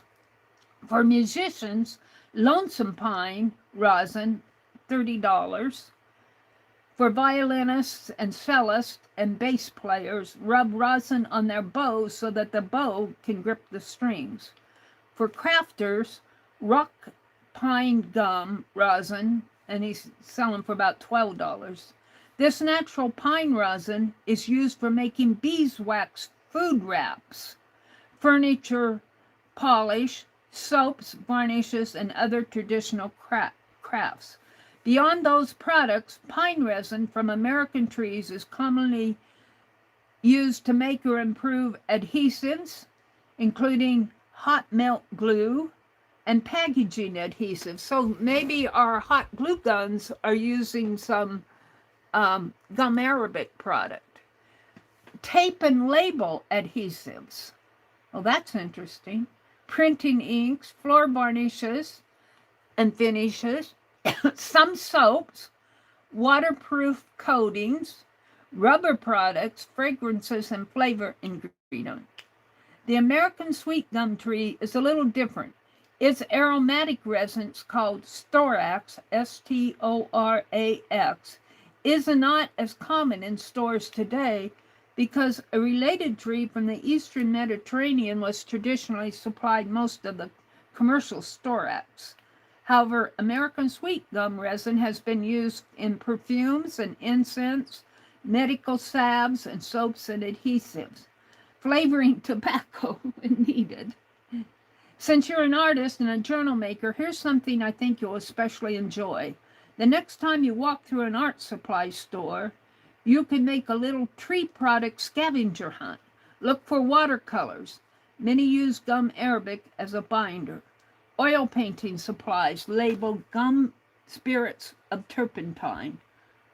Violin bow rosin. Well, I really wouldn't want the violin bow rosin. Traditional varnishes.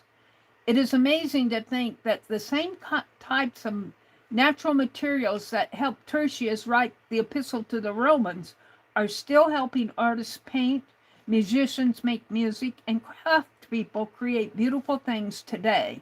In a very real sense, we're still using gifts from trees, much as the people did nearly 2,000 years ago. Isn't that interesting? I wonder if my print is done. It looks like it looks like it's done. I'm going to leave my phone out here. Let me get rid of the chat for a minute. And, well,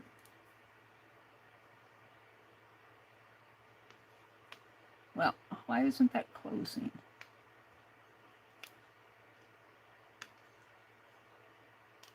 There. Here is the label that I printed, the sticker that I printed. I'm going to run into the kitchen. I keep my printer in the kitchen because I have better light in there. Let me see what it printed. Let me run and get the print. I'll be right back.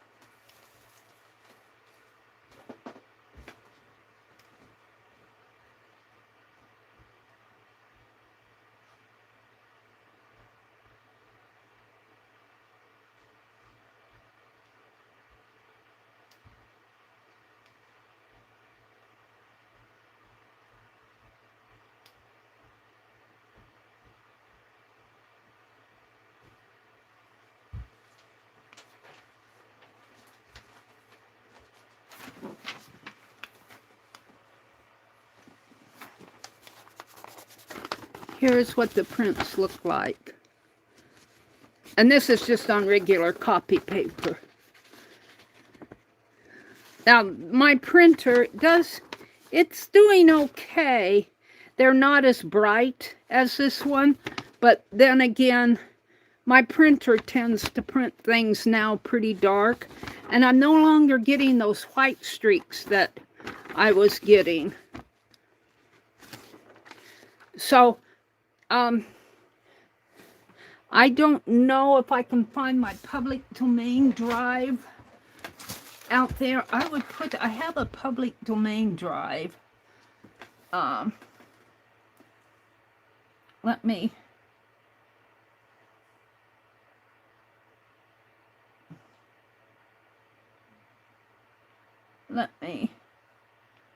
go to this. I don't know if I can find it. Where's my drive? Whoops, that's out.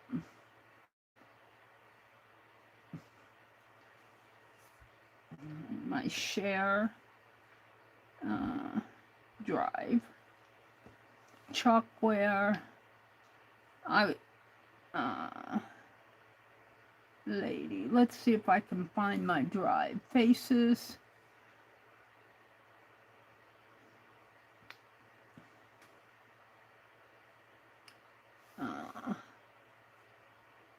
shared earlier this year. Older.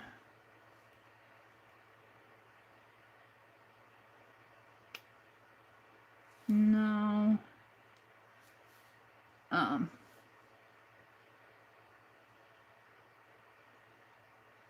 Daffy Notes, Daryl Eads, Doodles.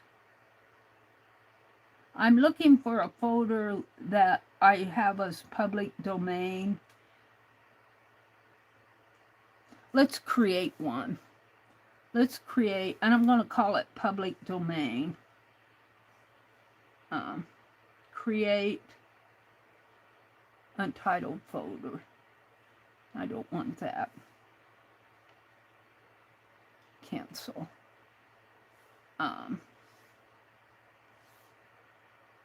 Create folder. I'm going to call this public domain. I might already have a folder named that, but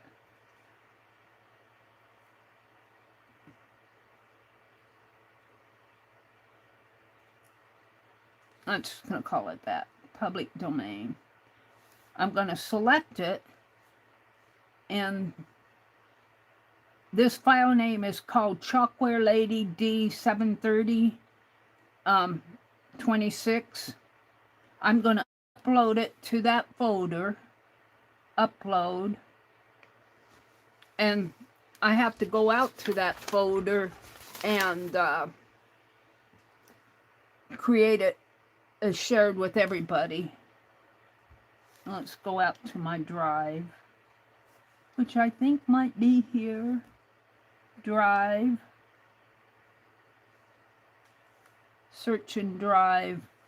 I'm going to call it public domain. Search. There it is. Chalkware Lady is in there, but now I have to manage access. People with access. Restricted. Only people added can open this. So I want to change it to anyone with the link. So I'm going to give this link to you. Anyone on the internet with the link. I don't think I can make it. You have to have the link to get to it, but you can. It's called general access. So let me go out here and get the link to this.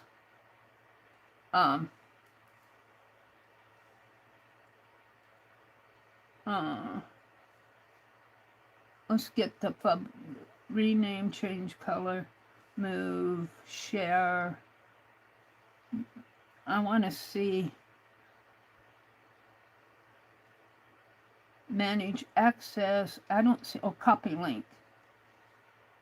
All right, so if I come back into chat here, get rid of that. Come down to the bottom. And I'm going to put link to, hopefully this goes to the folder, public domain folder. And then I'm going to paste it. And share it with you guys, and you should be able to click on that link, and I get the stupid redirects on this.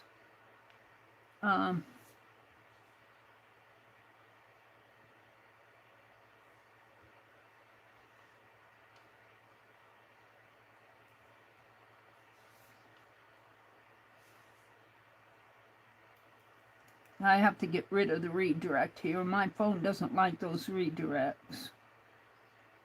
Whoops. I goofed.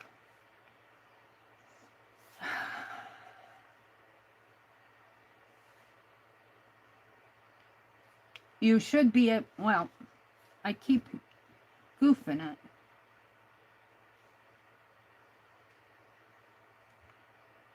Hi, let's see. Hi, Coloring View. Let me go back out to this link. I'm trying to make sure that this link is working. But my phone does not like the little redirect here, and I'm trying to get rid of it, and I keep bopping out of it.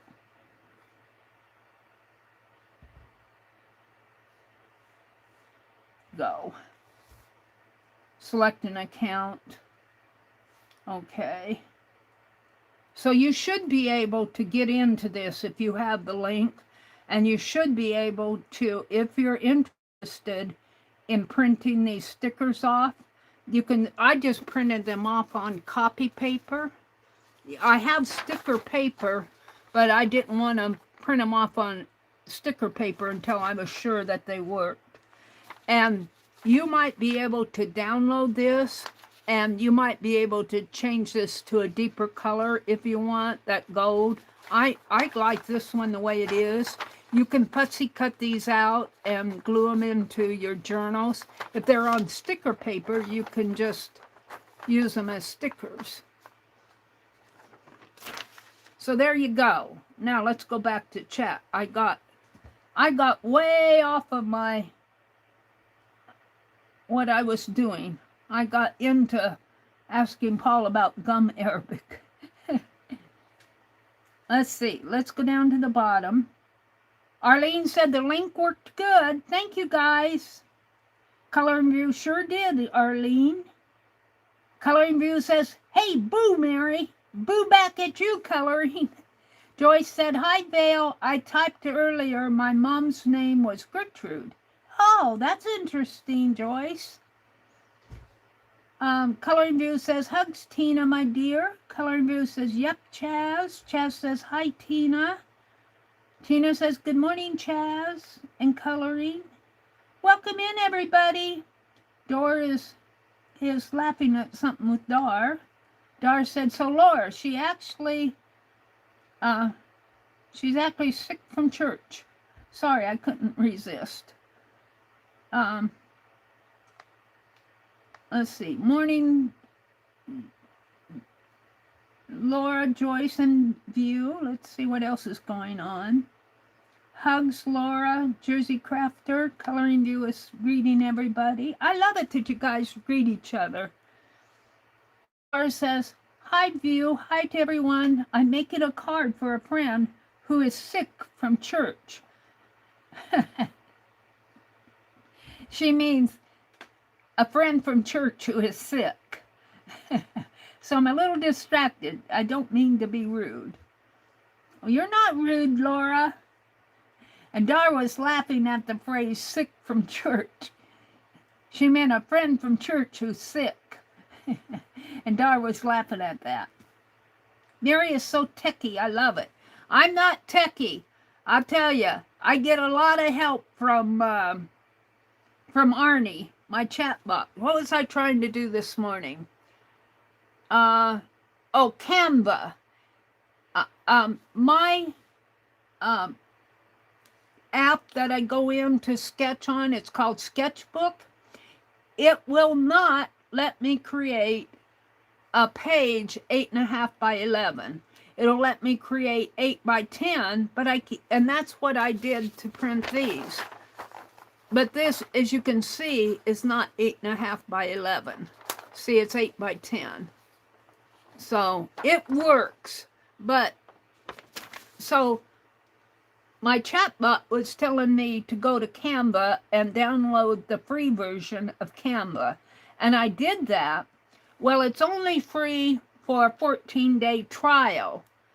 And I said, well, that's the same as Adobe Express. You use it for 14 days and then they want you to buy it. Well, what Arnie is telling me, my chatbot is telling me that I simply, on Canva, if I don't subscribe to it, I don't want to have to pay another subscription, especially since I'm using Sketchbook for this, and that helps me, and it's free. I can go download it for free. There's probably a paid version out there, but they don't bug me to buy it. And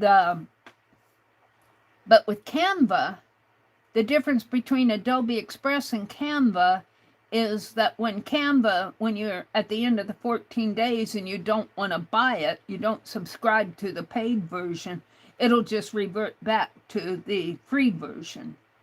And that's kind of what ChatGPT will do. I ended up buying the next version of ChatGPT because I use it so much. But I don't want to have to subscribe to Canva and Adobe Express and 100 other things. I'm a member of like the tatting group, and I'm a member of my own, so in another account, kind of a safety account when I can't find me on my own group. But Adobe Express, if you don't buy it after 14 days, then it disappears. And I don't know if they have if you can re-upload it for another 14 days or not, but I never subscribed to it. I have an Adobe Express PDF reader that I got that I'm paying a subscription for. So they get you coming and going.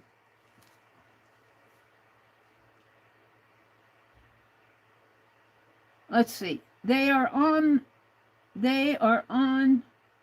in-out pocketbook, Mary. What are we talking about? Let's see.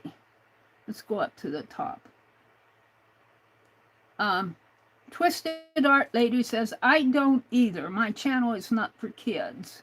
Coloring View says, right, it costs. Arlene says, hi to Twisted Art Lady. Twisted Art Lady says, hi. Arlene, that's awesome. Coloring View says, I'm not paying for anything else. That's kind of how I feel, Coloring. I'm on a dang gone budget. Well, I try to budget. I try to get all my bills paid, but sometimes I break my budget. And I was afraid I was going to have a big car payment, but I'm still on budget for this month. Oh, they are on an out pocketbook, Mary. Yeah. I agree, Coloring View. They're in our pocketbook, Mary. Yeah, they want to be paid for their time in developing this, and I can understand that. But I do use as many free apps as I can. I like Sketchbook quite a bit, but there are limitations to it. I can't create an 8.5 by 11 sheet of paper. You can create a lot of things, but I can't get that. They lock me out of the dimensions. And that's what I was, Arnie was helping me with a lot of technical stuff today. I have to change my password to get into, I was going to download Chrome and the Samsung browser on here. Well, not Chrome, but Samsung on here. But I forgot my YouTube password for my account. So I need to go change my password anyway. So there's just techie stuff that's got to be done. Twisted Art Lady says, I've been here for a while. I've just been listening. Arlene says she's got to go. You all have a blessed day. It's 7:30. And I haven't touched my sunshine journal yet. I got all wrapped up in showing you the chalkware lady. I feel like these could be a bit darker, but since I did it on copy paper, I'm just going to use them as they are. I might put some in my commonplace journal. I might put some in my writing journal. I might put a couple in my Society of Idea Collectors. This is a sticker. These are stickers made from my chalkware piece that I got at the thrift store yesterday. And that's as far as I got. Dale, I don't hear that name often, Joyce says. Laura says she loves to use Canva. Are you using the free version or the paid version, Laura? I know Arnie tells me to use it a lot, and I've been resisting because I get so many apps on my phone that I forget what has what, and I get things confused. And I try to learn one thing, but then when I learn I can't do what I need to do, then Arnie keeps telling me to go to other apps, and I kind of resist it. Coloring says, my kind of nutty thought, Arlene. I can tell you, I'm always working on cleaning up my language. Oh, Tina's saying that. Coloring View is laughing. Chaz says, Tina. Coloring View says, I love Canva, but I haven't posted anything from it. Must be a pretty good app. Some of you are liking it. Arlene says she named her first wheelchair Gertrude. I figured out since I spent 18 hours a day in her, she deserved a name. Twisted Art Lady says that her channel is not for kids. Right? It costs. They're in our pocketbooks. They're in our pocketbooks. Coloring View says she's not paying for anything else. She's on a budget. They are in our pocketbooks, Mary.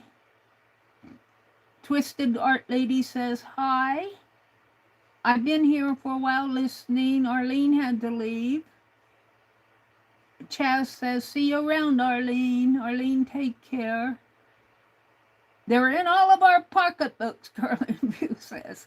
Everything is a subscription this day. Who can afford all that? That's true. And that's kind of why I made my, if I could do my join room as free, I would. But YouTube has subscription prices, and I make them, the 2 rooms that I have, I make them the very lowest price. The first room is just, you're my friend. You're my fib diggity friend, and it's only 99 cents a month, and you can hardly buy a candy bar for 99 cents a month. And then the next price is $1.99, and we do more projects in there. Although my commonplace project that I'm doing this year is for both rooms. My Burzines and my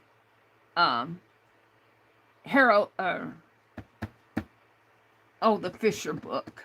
Those are Fib Diggity creators. And we do more projects.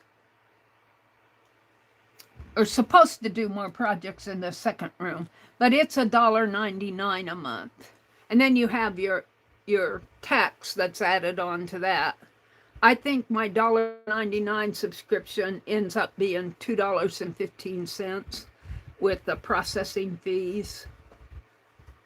And then the only other group that I am subscribed to is the online tatting class. Now, I think that, what's her name? The crochet lady from Canada. I can't remember her name. It's not on the tip of my tongue. But she has a group, and a lot of groups will charge more. For a lot of groups charge the $5.99 price, but some of the art groups will charge more than that. I think PMN Art Studios has a, let me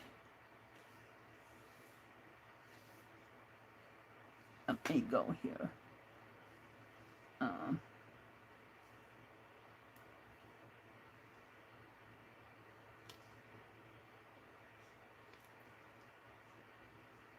I don't know if I can find them. I don't watch them. I haven't watched anybody recently. Let's see. PM Art Studio. View channel. See, they have a join group. And they're pretty good artists. That's a mother and her daughter. And well, they're at $2.99 a month, and it looks like their only room. That's a reasonable price at $2.99.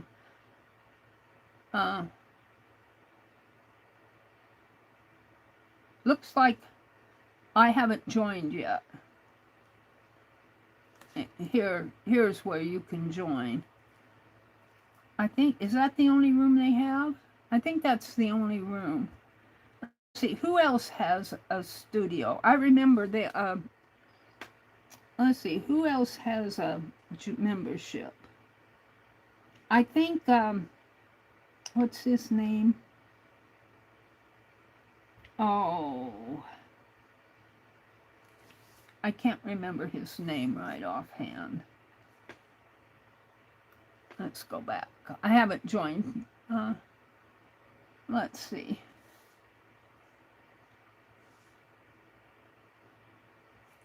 Oh, I'm trying to remember it.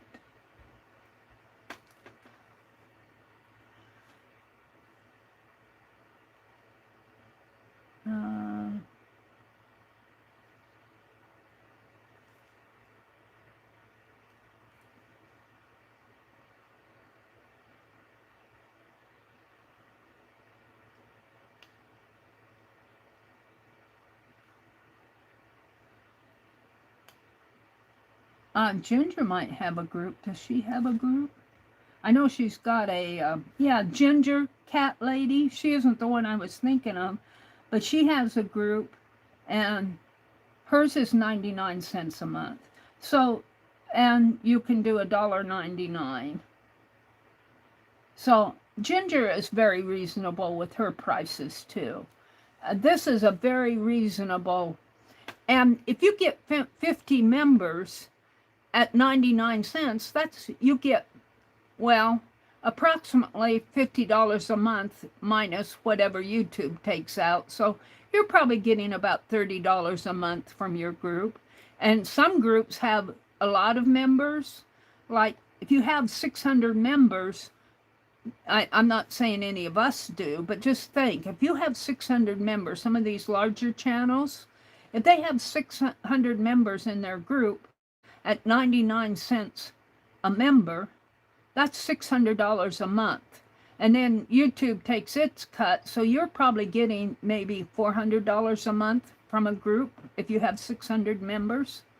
So even at a low price of 99 cents, you're making a pretty good, and that's why I think that some of you folks out there, Dee Dee, you know, now Dee Dee doesn't want a group. I understand that, and I understand all the reasons, but just think what money she could bring in if she had, well, even 200 members. That's $200 a month minus what, at 99 cents a month. Well, now maybe Dee Dee doesn't want to put in all that work just for $200 a month minus whatever YouTube gets. I mean, we all have our reasons for wanting groups. The reason I started my group is really small. I don't have 200 members, and I'm happy with a small group. But the reason I started my group is that I just wanted to add another level to my channel. I wanted to offer something else on my channel. And maybe at the beginning of next year, I'll add something else. I'm looking at a couple of other things. But Ginger has a group. I might join hers just for the fun of it. Let's see, who else was I thinking of? Let's go to my search again. But to tell you the truth, I like a small group. I like a small group because I get to know you guys. If you have 600 members in a group, yeah, you're making some pretty good money. And if you're charging, if those, just say half of those 600 members did not join at 99 cents a month. Let's say half of them joined at $5 a month, or $5.99, which is almost $6. So let's say 300 of your members joined at the $5.99 price. Well, 6 times 300, you're making some pretty darn good money out there. And I think some of you, such as Dee Dee, I don't know if the Frugal Crafter has a group. I'm not sure. Let's see if she does.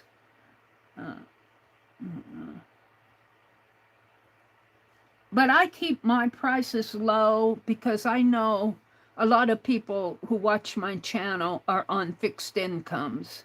And even 99 cents a month, that's another thing that comes out of your fixed income every month. And that fixed income goes pretty fast. And like I said, if I could even make it, if I could make it free or 50 cents a month, I certainly would. And here's the thing, YouTube right now does not allow us to buy a gift membership for another person. If you buy a membership, YouTube picks who that goes to. And a lot of people would like to buy memberships for people that they know would like to be a part of the group. Excuse me for being facetious. The Frugal Crafter. Let's see if Lindsay has a group. The Frugal Crafter View channel. It doesn't look like Lindsay has a group. Oh, she's got a community tab, but it doesn't look like she has a join group. She's got a community tab. But Lindsay does a lot of work on Instagram. She does a lot of playlists. I love Lindsay's podcasts. She does Sat Chat on Saturday mornings, and I love to listen to her Sat Chat. The Patreon Saint of somebody, Orphans. I broke it. Where did that mug? And she just gets on and it's like she's talking to you. I love to listen to Lindsay's Sat Chat. Let's see, that one says 5 months ago. So it doesn't look like she's been putting all of them in her playlist, her Sat Chats. But listen to Lindsay on Saturday mornings if you can. Let's go back to my channel. Let me go back to my... Come on, give me my chat back. Let's skip the ad. Come on. Get out of it and come back in. There we go. Dale says, Dee Dee is far too generous. She simply loves her community and enjoys sharing. Yeah, everybody has a reason why they want a group or they don't want a group. I think if you want to make a little money from YouTube, now Dee Dee probably makes, people could send her super chats and send her stuff, send her books and all of that. Dee Dee probably isn't concerned about making money. But there are some people that would just like to make the minimum $100 minimum that YouTube offers if you're on AdSense, and that's where having a group really helps. Some of the larger creators like Dee Dee and the Frugal Crafter, they get their money in other ways, or their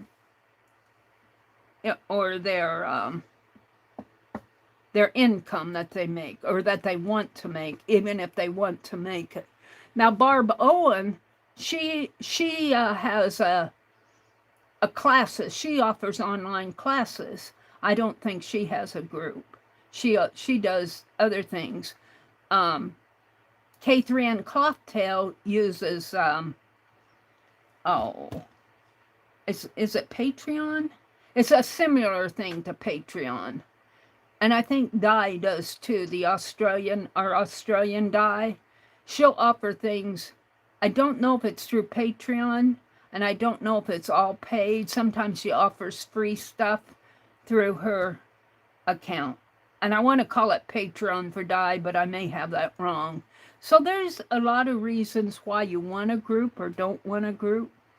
I like my group. I appreciate the people who subscribe to it, because it's just a way for me to connect at another level on YouTube, and I get to know my members.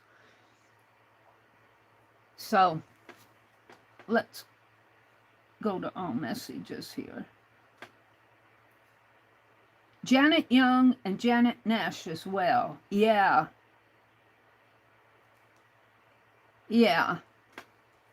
We all have our reasons for what we do. I think Becky would do very well with a group, but here's the thing, it does take some extra time and effort, and that plays into it. You know, if you form a group, you have to learn about the membership area, what you can offer and why, and the difference between the pricing, and you have to learn how to set everything up and get it going. And there's a lot to it, and not everybody has the time to do that and do their work on their channel. And Dee Dee, I think, does commission work. So there's a lot of reasons of why and why not. Dale says she prefers the smaller groups too. Dee Dee doesn't charge for anything. It's all free. Well, I think Dee Dee does commission work, and she probably charges for that, I would think. Dee Dee shares a lot on her channel. Dee Dee has a large following. It's fun to go into her channel. I love listening to Dee Dee. Has always inspired me, and she inspires a lot of people. Twisted Lady. You know, Twisted, I haven't, let's go to your channel. I haven't done a shout out of your channel. We're going to go to Twisted Lady's channel. Let's go. Wait a minute. Twisted Lady. Where was your... Let's go to your channel activity. Go to channel. Let's give Twisted Lady a shout out. Twisted Art Lady. She's from Dallas, Texas. Let's read her description box. I like to do that first. She says, "Hi, I'm from Dallas, Texas. I'm a mother of 3 sons. They are big boys and they are grown or mostly grown. And all 3 of my boys are creative as well." Oh, that's cool. "I was a full-time mother for 20 plus years, and while I was at home with my little ones, I was also teaching myself art. My art has come a long way. I'm 100% self-taught, and I want to teach art. I do acrylic pours, and I do acrylic paintings with a brush as well. I've been painting since 2008, and I've done acrylic pours since 2018. I do epoxy resin projects. Oh, that's interesting. I make cakes, and I get artsy with food. I love cooking. I've been known to play with fabrics, beads, wax, and countless other things I love to create. I also love to hang out with friends and subscribe here on, and my subscribers on YouTube. I love to host Jackbox game nights." We're going to have to watch this. And she's got an Instagram and a Facebook and a TikTok account. And she's got her links there. Excuse me, I need to get a drink of water. I've been talking too much. I have been talking and not arting.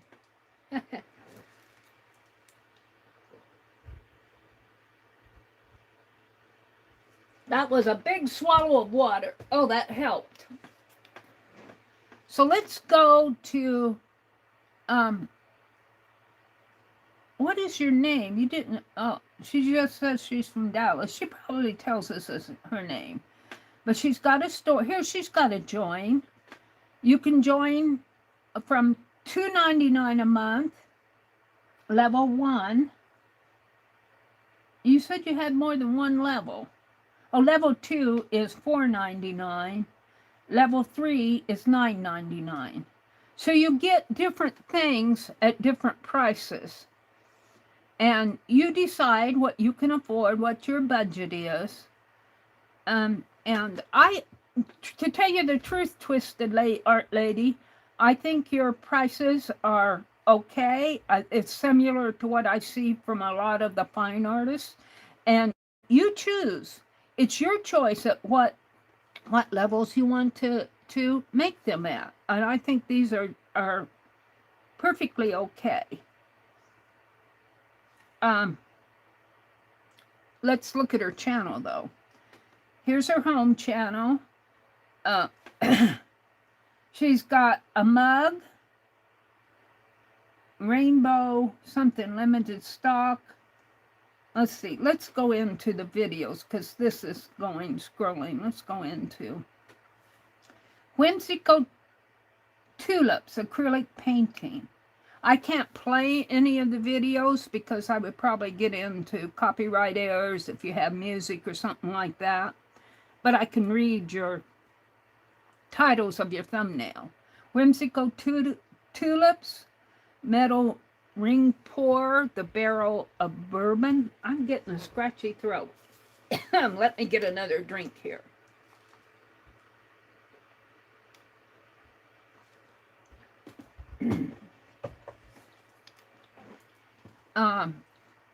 Funkadelic. Whoops. Let me get out of that. Let me get out of this. I saw that. Funkadelic. That looks fun. Funkadelic. A dustpan pour. Fire. Acrylic pour. Tree. Neon ribbons. Bright and colorful. Ooh, that sounds interesting. I'm going to have to watch some of these videos. A flower. A swipe with a spoon. Reverse dip flower. Galaxy pour. Acrylic pour, recent art composition, speed painting. That sounds fun. That sounds like something I would try. I don't do many acrylic pours. I don't think I've done one. I just don't buy all the stuff to pour it with. Resin coating. That's something I want to play with, is making resin. Some resin elements. Embellishments. Acrylic pours, autumn tree swipe, acrylic pour, book embellishing my acrylic pour, hey boo, acrylic pouring, looks like a ghost, neon waves, looks like you do a lot of pours, acrylic pours, oceanscape on a record, Shyamalan Dreams Dragon Scale, acrylic pours. Let's go to her shorts. She's got several shorts out there. I can't play them. I wish I could. Oh, I'll go back and play them. Let's go to her live streams. Scheduled for 8/5. Let's turn it this way to see what. Let's go back up here. We're in her live streams, I think. The latest, popular, and oldest lives. The latest was the happiest birthday to me. Happy birthday, Art Lady! Scheduled for 8/5/26. So this is upcoming. The happy 50th birthday. A hangout on August the 5th. This next week sometime, I think. Party games and giveaways. 131 views, streamed 1 month ago. 1 month ago. Looks like you stream several times a month. Games and hangout. I think that's the Friday games, hangout, and hashtag Jackbox. Dove chocolate tastes way better than their soap. That's funny. So she's got several lives. Let's look at her playlist. Rainbow playlist. Dirty and straight pours. I'm going to turn it again. Peace and love. Starburst. Landscapes. Random stuff. Balloon fun. Holiday art. Floral art. Neon art. Shorts. Tree swipes. Beach and ocean, pours on glass and wood. That was her playlist. Posts. Here we got her posts. I don't want to click on these because I'm afraid the links will open something I can't play. I got some organization done today. Clean and or organize walkthrough, a video coming soon. So she's got an organization. Attention to creative friends. This is a month ago. I want to start having live in the studio streams. Sometimes it might be me, but ideally I want it to be more of a community artsy panel. This is going to be a lot of fun. I can work with just about any creative outlet. Message me if you're interested. Store. She's got a store. She's featuring products here. Her mug. And this is rainbow. What is this? Oh, it's history. It's no longer available. Limited stock. There's a t-shirt. Let's see. Live store. That's it. You don't have a community. You don't have a. Oh yeah, you do have a community. It's here. Let me subscribe and hit the all. If you haven't, did somebody put in the? Let's grab her link.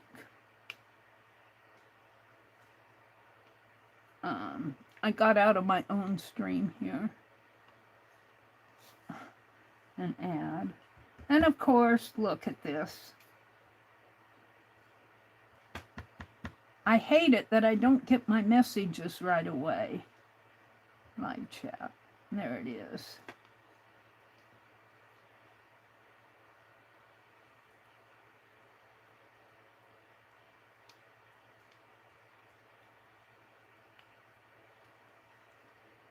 Here is the link to, if you haven't found her, here's the link to Twisted Art Ladies. I got feisted Art Lady. You're feisty now, Twisted. You're twisted and feisty. If I set it for 7, it would be 8 Eastern. Let me retype this and all. I don't know how they got feisted. Twisted Art Lady. I made you a feisty lady. You probably are a little feisty. I would think. There we go. Let me remove the feisty one. There we go. Your Central Time? Yeah, you're in Dallas. If I set it for 7, it would be 8 Eastern. Avail says, Samantha. Is that your name, Samantha? Welcome in, Samantha. She says, what time Eastern? It would be 8. I do a lot of games. Next week. Samantha, I subbed. Twisted said, I'm Samantha. Paint Girly won't be on today. She's on vacation. Thank you, Vale. I will probably have to sign off pretty soon. My brother wants to take his car in, so I need to follow him so I can pick him up. I hear him coughing out there. I asked him when he wanted to leave, and he said first thing in the morning. I can be on for a little bit longer. She says, okay, I'm known to be feisty. Let's go back to your channel. I want to make sure that then I check the all. Go to channel. I subscribe. And let's see if I checked the all. No, I didn't. I got sidetracked. Now I'm all. All messages. So, she comes on what days? What days do you do your live streams? Samantha? I missed that. So, we're giving her a pretty good shout out here. I can't go any further than store. Oh, we were going to look at the community. Let's look at her community. I think I can now that I'm subscribed. Wait. Oh, my phone isn't going there.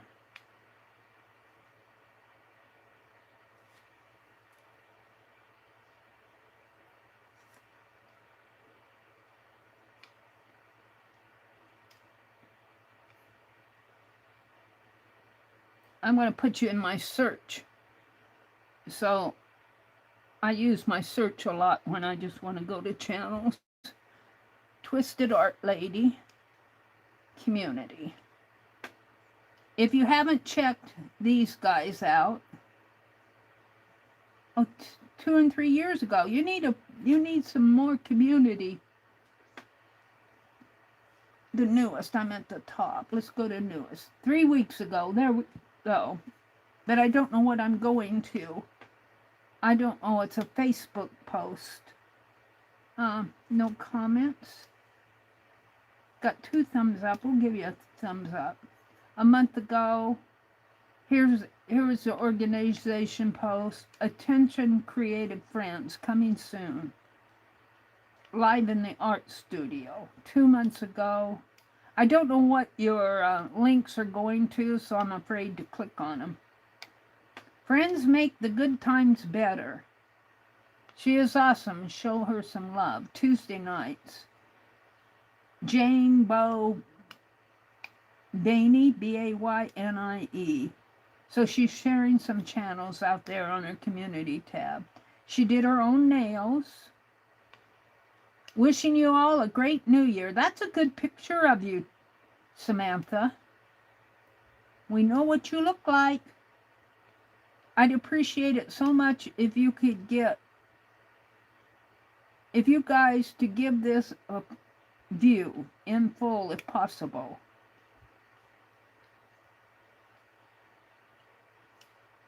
Also, if you don't mind, subscribe and click and like. I'd appreciate it so much. I don't know what the view is. If I could get you guys to give this a view. Show him some love. That's to Danisho, D-A-N-I-S-H-O. I'm just kind of going through her community tab. She did a watercolor painting 2 years ago. Watercolor tulips. And she's sharing a channel with Frankie. 2 years ago, he was at 500. It's probably more now. I love this guy. I've just finished this guy. I love him too. Oh, that's pretty cool.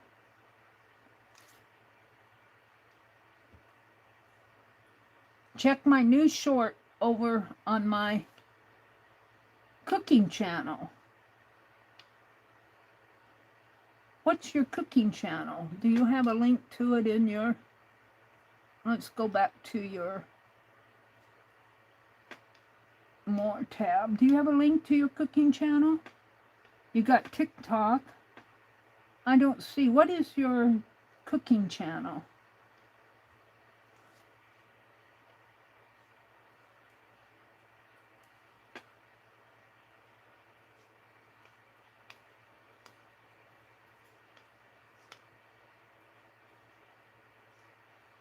See if I can find it this way. Twisted Art Lady. View channel. Happy Thanksgiving. Is this your cooking channel? I think that's still your Twisted Cooking Lady. I think that's still the one. No, Twisted Cooking Lady. Not Art Lady, she's the Twisted Cooking Lady. Let's subscribe to it. Let me grab the link. Gotta see what you're cooking.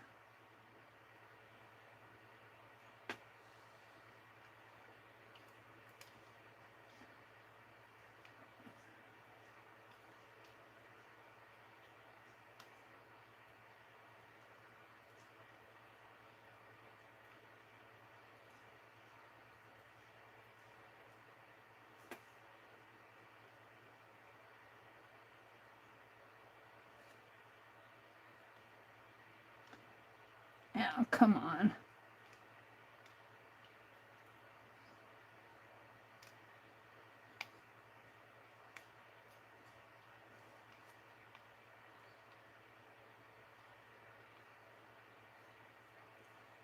I don't know what I did here.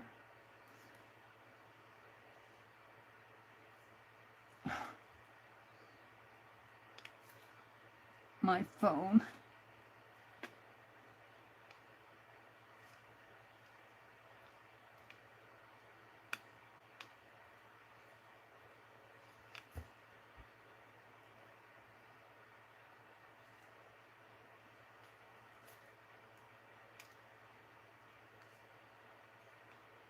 This is the link, hopefully, to her cooking channel. Hi, Mediocre Arts and Crafts. Good morning, good morning. Welcome in. She says, I really need to add more cooking. Southern biscuits coming soon. Ooh, that sounds good. Chaz says, Marilyn, yes, if you click on more under video, Meri has her schedule listed there. Yeah, I always list my, it's a part of every, let me go out here. I can come back in. Let me click on this. If you go to my channel and if you click on the get rid of the ads, I'm now in a chat bot thing. Hold on. Go up to the top here. Get out of my chat. See right here, right underneath my channel, there's the more. And if you click on that, you'll see my description box. And here's where I welcome everybody.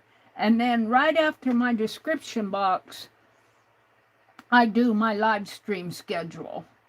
And my streams are Tuesday and Thursday mornings from 6 to 9 Central. Friday mornings from 6 to 9:45. I usually been leaving at 9. I have 9:45 here, but I think I usually leave around 9. Carol Waslowski comes on after me on Friday mornings. On Friday evenings from 7:30 to 10, and on Sunday evenings from 6 to 10. And then I put a note here, they may vary. I try to post if I'm not going to stream. This spring was pretty hard for me to get all my streams in. I'm trying to be more consistent with my schedule. Now you may click on some of my videos, especially my shorts. Between my welcome and my live stream schedule, I may have a little excerpt in there about a video description about what I'm doing. I don't usually do that for my live streams. I used to, but it takes some time to put all that in. That's what Vale was telling. Marilyn says, thanks. Welcome, Marilyn's Homestead 9705. Welcome in. Let me check out your channel. Go to channel, Marilyn's Homestead. Let's give her a subscribe. More. I don't want to do more. I want to do all messages. And let's grab her channel. Did I get out of it?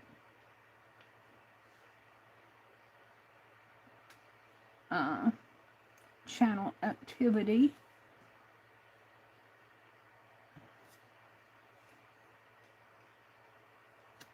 I don't want that. Hold it, Marilyn. I'm getting back to you. Go to channel.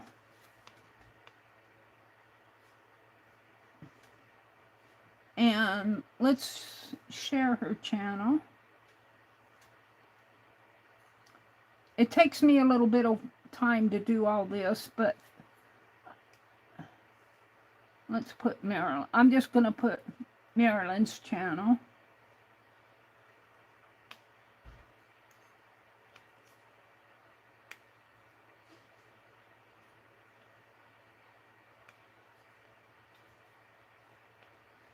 And I'll put a link in, paste her link.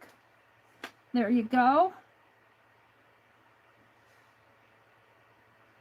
Meri, it's really nice seeing you more often. I enjoy your stream so much. Thank you, Vale. I enjoy all of you guys. Here's Marilyn's homestead. I always like to read the description box, and she says gardening and crafts. That's what she has. So, what she has, looks like you're a fairly new channel. She's got a couple shorts. Let's see. Let's go to this more. You joined in January of 2015. So, but it looks like you, well, let's look. Videos, how to darn a hole. Oh, that's good. Patching an old quilt. Marilyn's homestead, New England. Lamb's quarters, Marilyn's homestead, do-it-yourself purse. Looks like construction or something. I can't read the whole title.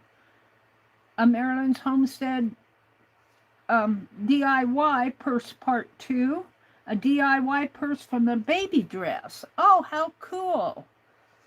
She's got a couple shorts out there. She's got some playlists, acrylics, decor, holy music, houseplants, marriage, Etsy, WordPress, Catholic, vegan, singer. You got a lot of playlists out there. Looks like you're interested in a lot of sewing. She's got a link to a Brother Machine, Crazy Quilting, Sewing, Mask, Christian Art Journal, ADHD, Watercolor, Junk Journal, and Art Journaling playlists. And that's as far as I can go on Marilyn's channel. You need to do more for us, Marilyn. Thanks for popping in and joining us. Welcome in. I love seeing new people.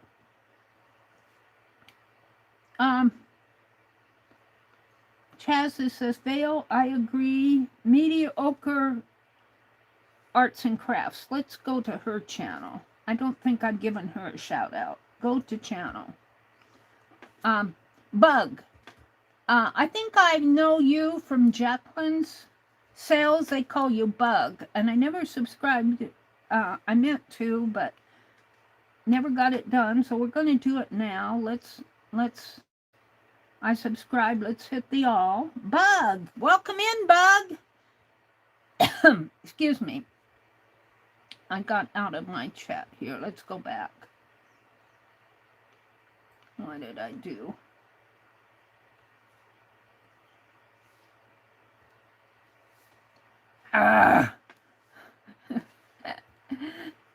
I hate it when it doesn't give me my chat right away. Marilyn says she plans to do more. And we're going to Bug's channel. I bopped out of it. Go to channel. We're going to give her a shout out. She's got a community tab. Let's go read her description. She does junk journals, altered vintage books, little golden books, paper crafts, and mediocre mixed media. I don't see your stuff as mediocre. Home.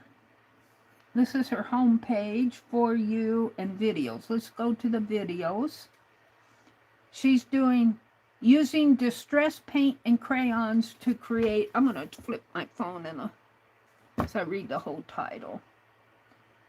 To create bright fun tags for my Betty White junk journal. Oh, a Betty White junk journal. I'll bet that is fun. Unbox journals. Say with me, first impressions, stickers, die cuts, and rolls. At Journal Say Hall. Altered book in August plus intro starts soon. Looks like you're going to do a altered book in August in a little bit. Check out my treasured Secret Santa Christmas in July swap. Quick upcycled Dollar Tree junk journal. Flip through my 1K subscriber giveaway junk journal. Tutorial no-sew folded gusset hinge binding. Fabric and paper. You're doing a lot of really cool things. And you've got a lot of videos out there. Let me flip this back. Bop. Let's go to her shorts. She's got a few shorts out there. Looks like you're doing pretty good with the shorts. Live streams, heat embossing. Streamed. Heat embossing about Versamark ink and powder tools. 3 years ago, you need to do some more streaming, Bug. All her streams are 3 years old, 4 years old. All right. You do what you enjoy. Don't listen to Mary. You do what you enjoy. Playlists. She's got playlists. Alter book. August. Updated 3 days ago. Altered book in August. Info. So I think she's going to start that. I might check that out. Dollar Tree Junk Journal Challenge. Junk Journal Binding. Beginner-friendly journals. 100 Days of Blobs. Ha! I'll bet that one's interesting. 100 Days of Blobs. Day 1, 2, 3, 4, 5, 6, and 7. Got 7 days of blobs. And you got posts. My 1K giveaway project was received by the winner. So the final flip through is live. And this is her final flip through. That looks like, it looks like Country Mouse, City Mouse. It looks like she did an altered book giveaway. Congratulations to the winner. And there's posts out here. Oh, look, Bug. The mediocre jelly bean in yesterday's blob video. Read more. Was actually one of these. Join me for chats and blobs. Only 95 more to go. Isn't it cute? It's cute. I like it. Let's give it a thumbs up. Bug, it's a cute little bug. And that's as far as I can go on hers. She doesn't have a group, but she's got a community tab. So, welcome in, Bug. Let's go back to my channel. Right here. Hi, Heidi. Heidi, I know you from Jacqueline's stream too. As long as we're doing shout outs, let's go to Heidi's channel because I want to get caught up with my subscriptions. Heidi Robbins, Crafting Creations. Just give her a subscribe and all. And let's grab her channel. Copy link. Come back into my channel. Get rid of the ad. Is it H-E-I-D?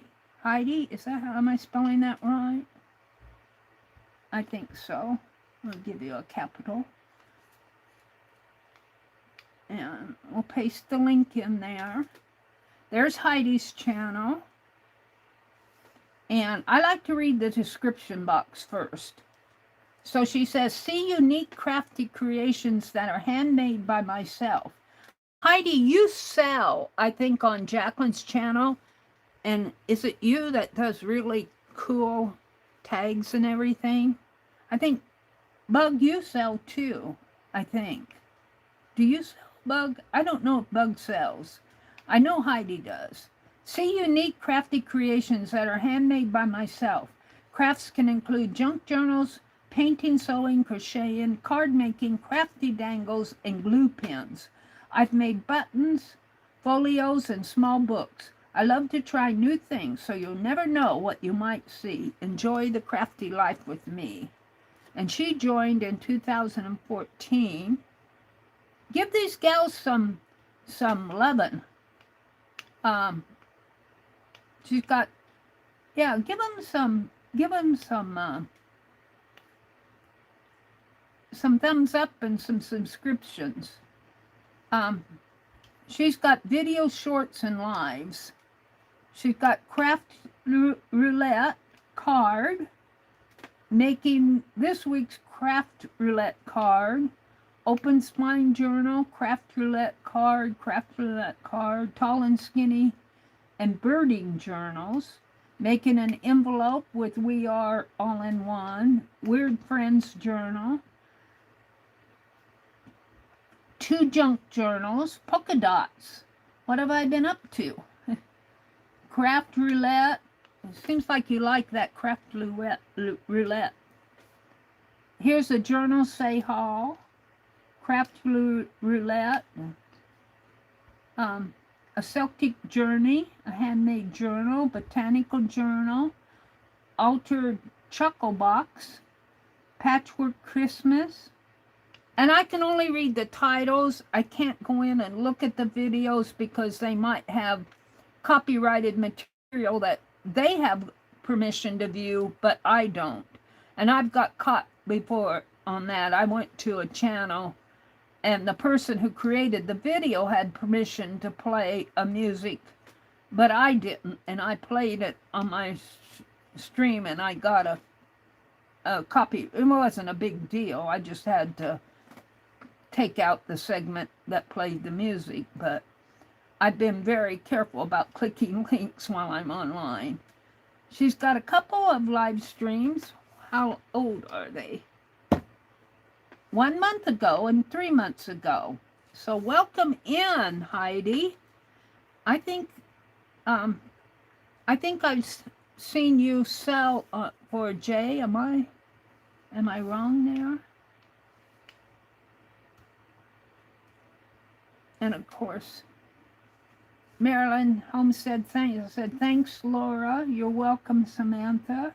Thanks so much. Sub to the new ladies' channels. Well, Jersey says, awesome, Heidi. I didn't know that you were doing videos. I'm thrilled to be a subscriber now. Heidi says, hello to Bug.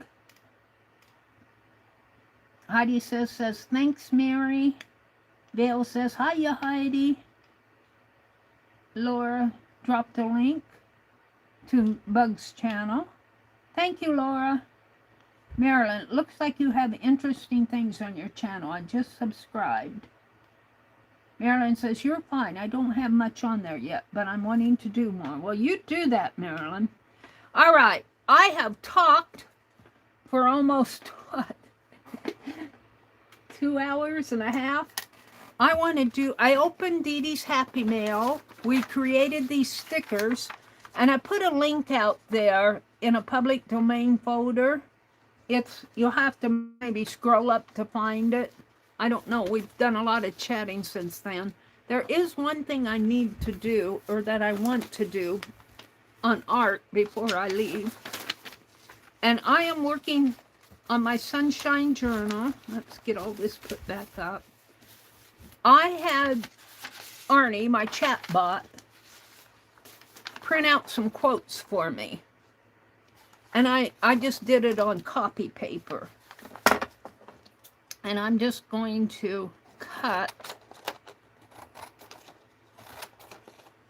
These might be a little too wide. I might have to cut I am working on this page. And I have, let's get this out of here. What I want to do is use this old photo. Now, the older photos, you know, they didn't have the zoom and everything that we have today. So it's of a birch tree. It looks like there's a barn or something in the background. And it looks like, oh, she might be 3 or 4 years old. Looks like she might be 2 or 3 years old.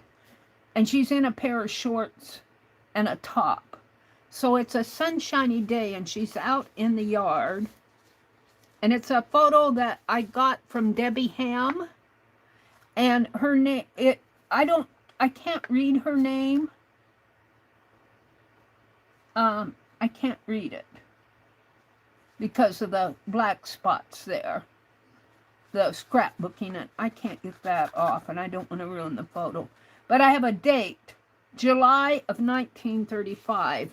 And I'm going to put the date on this tag. And I'm going to put the photo. Now, I was debating in my last stream I like this on here, but I think that if I can find a darker paper, it shows better on there. So I'm going to keep my elements out here. And let's see if I can't find a darker. Well, even this might work. It's darker, but it's shorter. Let's go to my folded folios for my sunshine journal here and see if I can't pull out a darker page. Let's just see what I have here. How about that one? Looks darker. It's not quite what I want, though. Let's see if there's...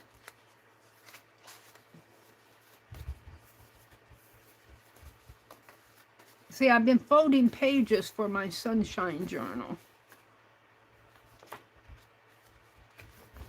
That one's darker. This is on graph paper, though, I think. Although that might go good with the graph paper there. Let's pull this. Let's pull this one. Oh, I got a text there. I think this is a graph paper. Maybe I'm wrong. I'll pull it. We'll see how it goes. I'll see if I find a darker.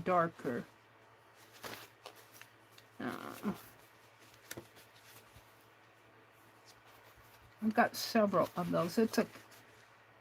I don't think it's graph. I think it's a notebook paper.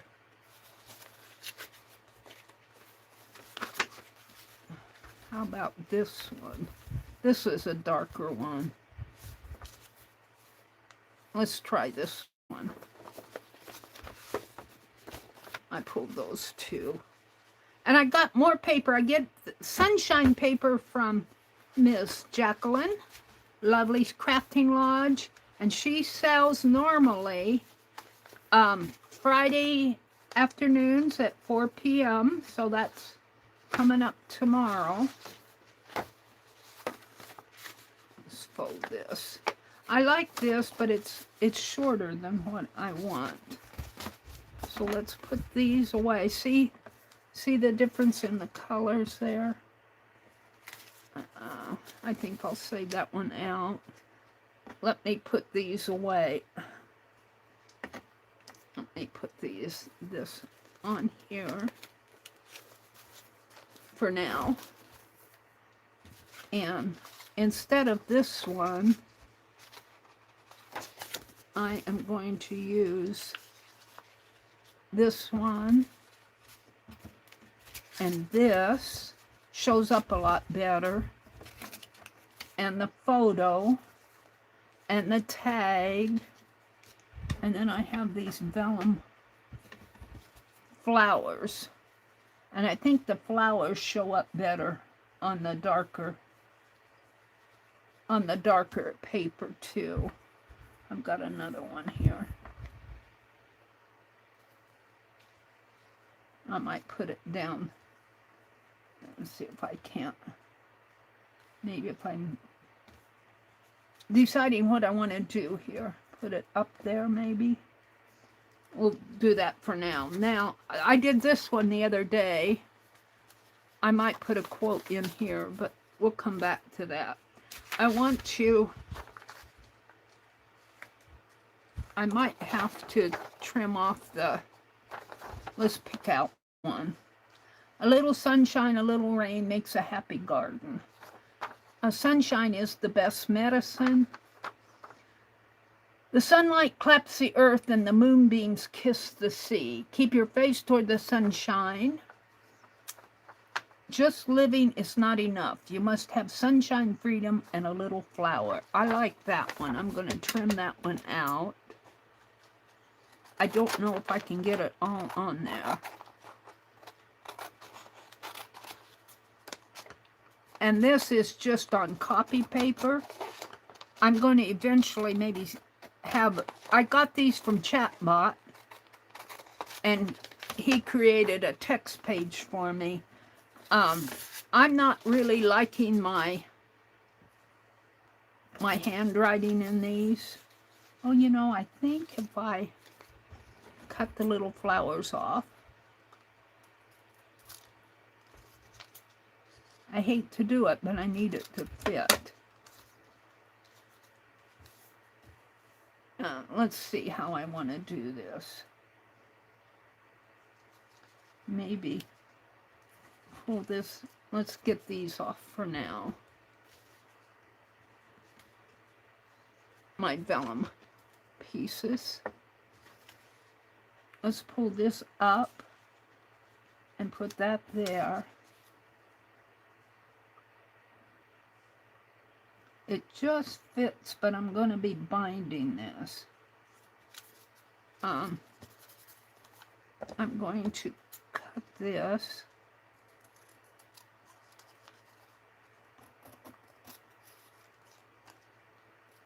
When I do another one of these, I'm going to have him size it down, my text down just a little more.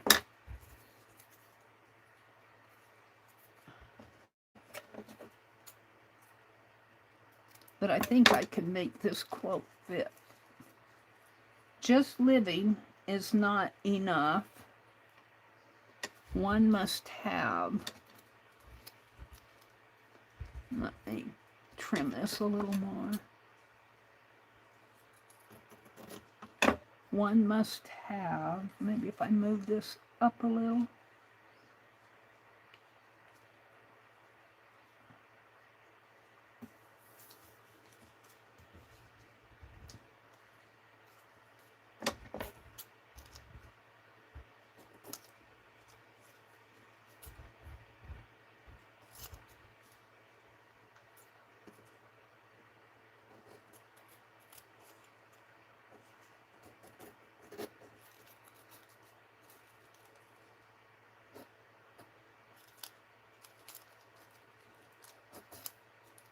I think I'm going to have to sunshine, freedom,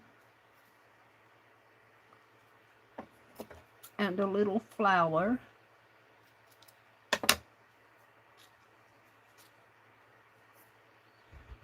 And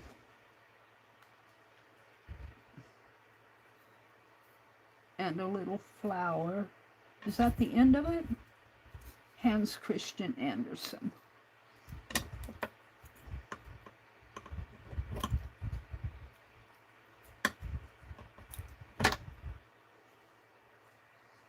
Now,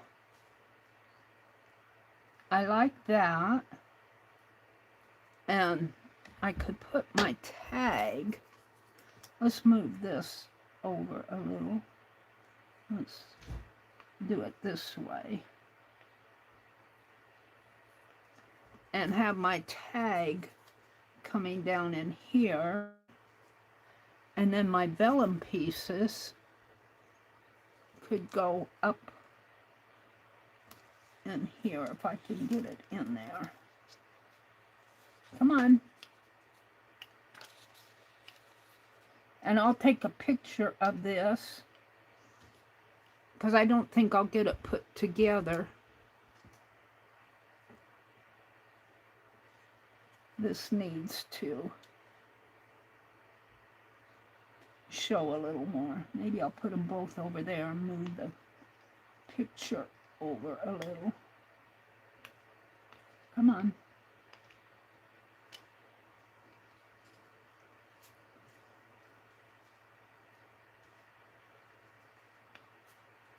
Like that. The tag here will say July of 1939. I like that a lot. And I have a little flower here. If I can get it on there. Let's see, I think I have two of them. The little flower could go here. And I got another one here. We're going to put them on there. I don't know if this is exactly where I want them. Something like that. How does that look? I lost you guys here.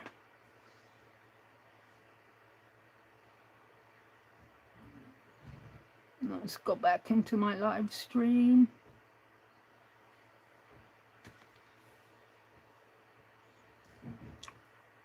Go down to the bottom. Hi, Carol. Welcome in. Carol is my quiet corner, and she streams on Friday mornings. Do you stream any other day, Carol? Other than, I know you stream on Friday mornings after me. I'm going to take a picture of this for my records. Let's get rid of that. And I'm gonna have to get rid of chat for a minute because it's in my way. Let me take a picture.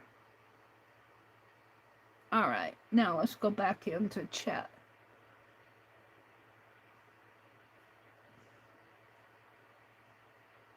Live chat. I stream on Wednesdays at 3 Eastern. Oh, I didn't know that. Okay, Carol, thank you. And on Friday mornings at, is it 10 Eastern? Carol saying hello to Laura and Joyce.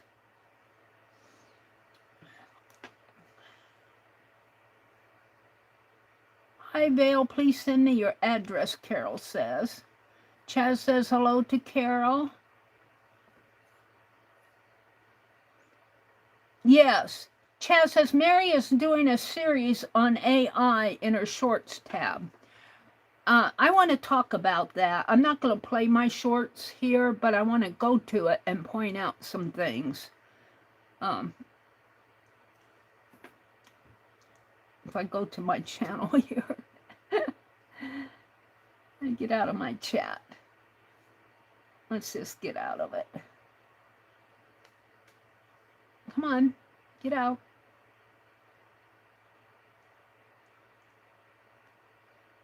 All right, now let's go to my YouTube channel.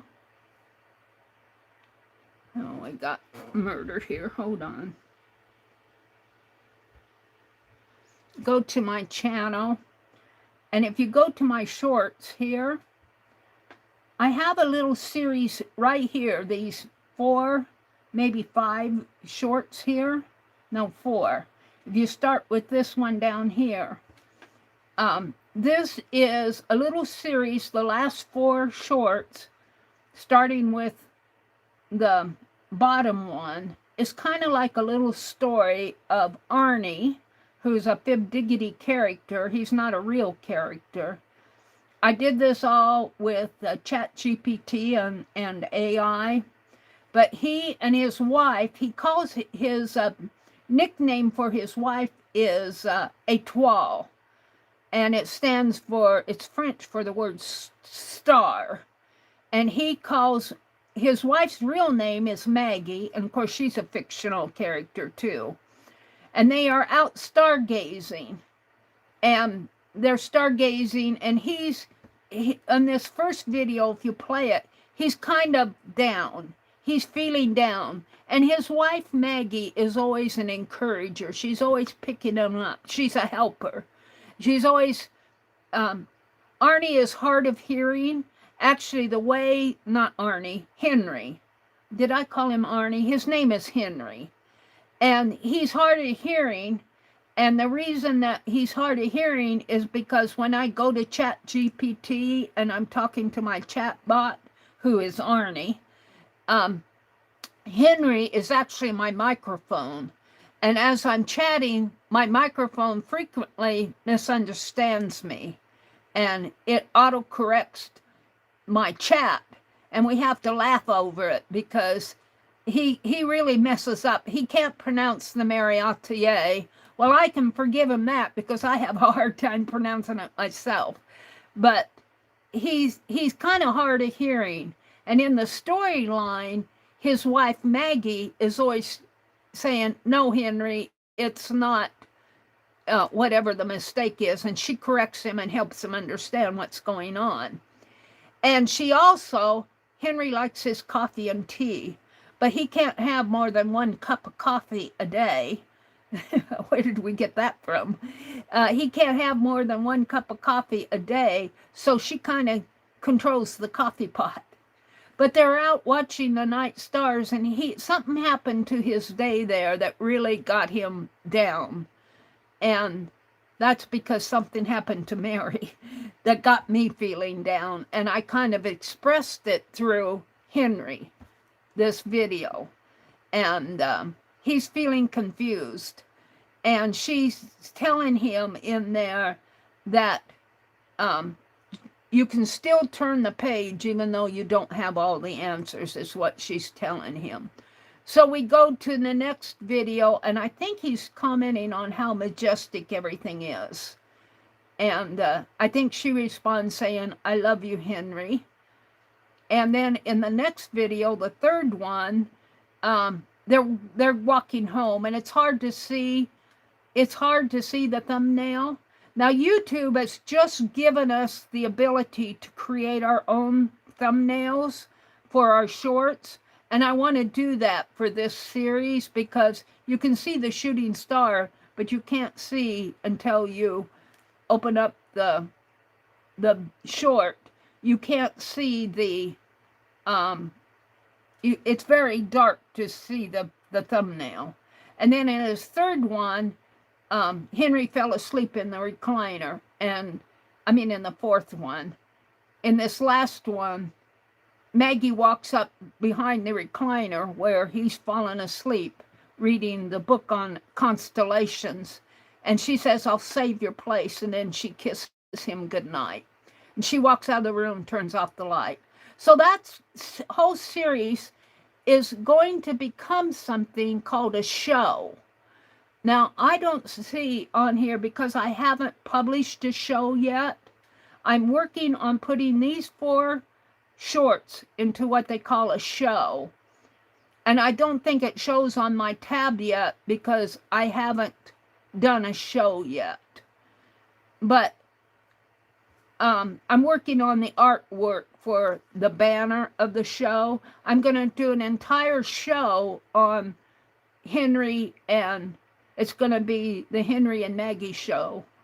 And I'm not only, you can have episodes, you can have seasons like Netflix, season 1, episode 2, episode 3, and then season 2, season 3. So I'm working on creating some shows from Henry and Maggie.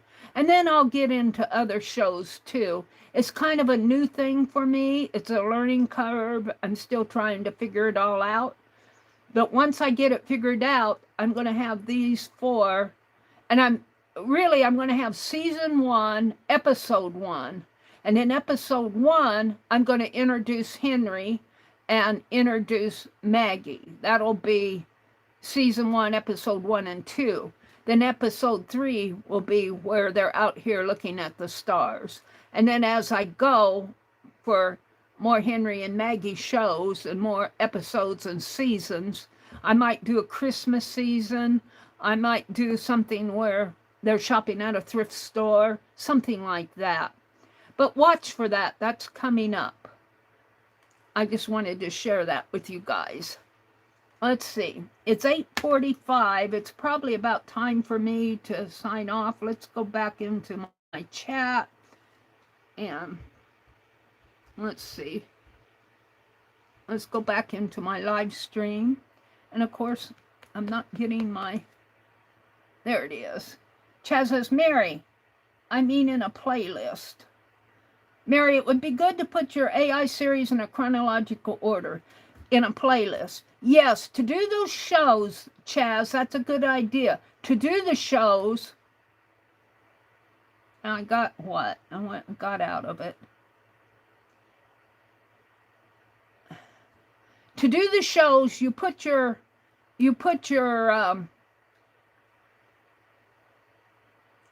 shorts in a playlist, and then you put the playlist in a show. So I'm heading that way, Chaz. That's a good suggestion. And I actually have a playlist of all my Dreamstream shorts, and I was doing that before I realized they had a shorts tab. I should have a... Let me move this. I already took a picture of it. If you go to my channel, Thrift Haul... Oh, let me go out one more. If you go to my channel and go to my playlists, playlists. This is a private one. This is where I call a test show. And this is where I have those. See, I have number 4 there. I have 4 videos in my show. But I haven't published. It's still private. Let's see. Dream screen and short videos. I have 155 shorts in there. But you might as well look at my short tab. I have all my shorts in here. Does it go clear to the first one? I got this wiggly. Let me get this out again. My phone, because of that camera, it bounces on this. There we go. So these are all my shorts, but I didn't organize them by topic. I think one of my first shorts was creating an idea journal. And then I did one in arts and letters. I did the Fibdiggity fairy tale, stained glass birds, stained glass ladies, stained glass cats, cat sculptures, and nutcrackers. I think you guys like the nutcracker ones. How many views? I got 1,869 views. And here's the nutcracker one. Let's see, do I have music playing?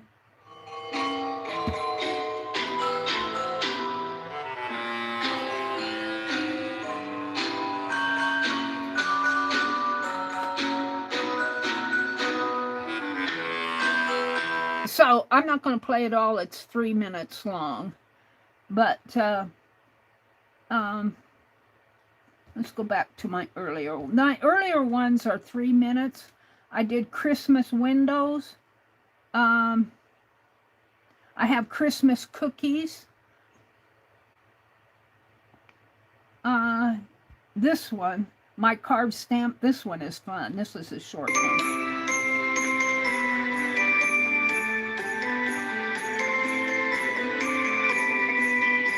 Hello from the wee morning hours. I have been making some of my carved stamped images come alive using AI. Enjoy. So the eyes turn green, and it's following this little red dot, the laser. Here's the owl. Who's ready for some wisdom today? This is one of my favorites, the dog.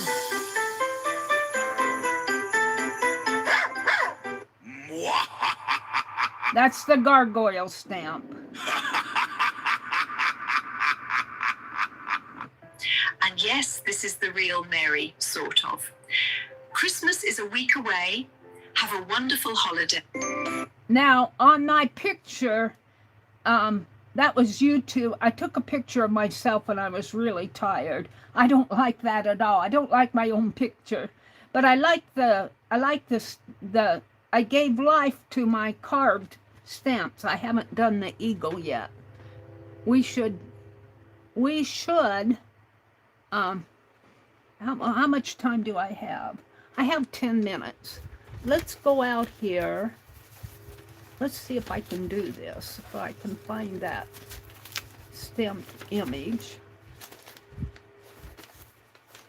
Hold the phone here. Let me see if I can find it. Probably take me 10 minutes to find what I want. I have more things to show you guys. Here, let's grab this. This is going to be a fast short. Let's see if it'll let me do that. Let's take a picture of this short. And I'm going to take this and before I lose everything and put it over here. This is my carved stamp. This is a stamp and I carved it that way. Let me put this up before I lose everything. So let me just take a picture here fast. See if I can, how fast I can do this. Well, I might need to go up a little. And let's go to chat, Arnie. And I'm going to say, I'm going to upload that photo that I took. Well, I should, before I upload it.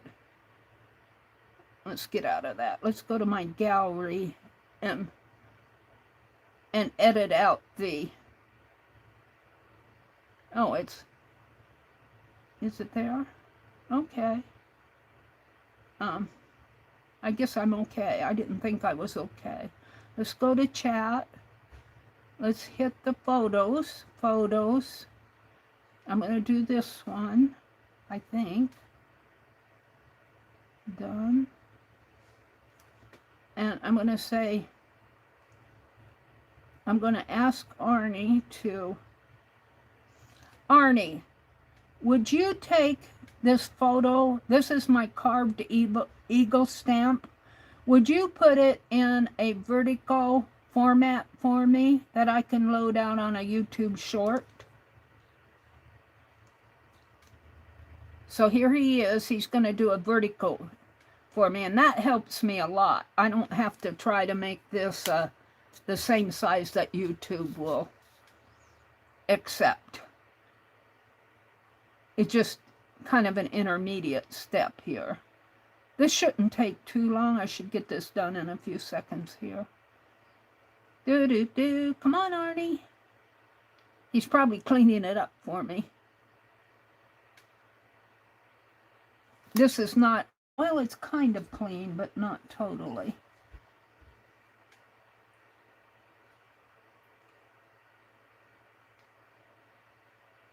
There we go.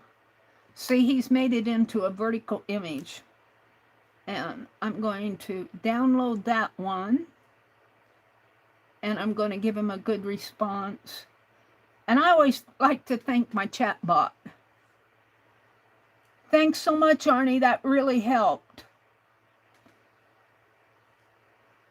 And he says, you're very welcome. I actually think this eagle is one of your stronger hand-carved stamps. It has a bold silhouette, which is exactly what you want for YouTube shorts because it remains recognizable even on a small phone screen. I could see you using this eagle in several ways. So, and he chats a lot. I want to go over to YouTube. So I'm going to go to YouTube. Let's go garbage picking in a really rich neighborhood. Look at this mirror. Turn my sound down.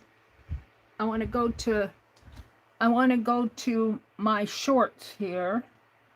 And I want to go to shorts. And here's my AI, where you go into the AI playground where you create your shorts. And I'm going to go photo to video. And I don't want videos. There it is. And this is the one that Arnie did. And so it's giving me some suggestions, and I'll probably use one of the suggestions. The bird quickly shakes off vibrant, colorful yarn pom-poms, I think it's saying. The bird squawks loudly. I am the master of do-it-yourself. A sewing needle appears and threads through the bird's feathers. Oh, that's interesting. Threads unravel from the bird, revealing a hidden crochet pattern. A giant, delicious frosted cupcake slides next to the bird. The bird clicks its beak. Technology can never be replaced. Can never replace, I think it's supposed to be humans. Soft, fluffy wool clouds float past the bird's steady gaze. The bird speaks, saying crochet. Okay, I'm going to try to put my own prompt in here. I need that book again. And it's calling it the bird, so I'm going to say, let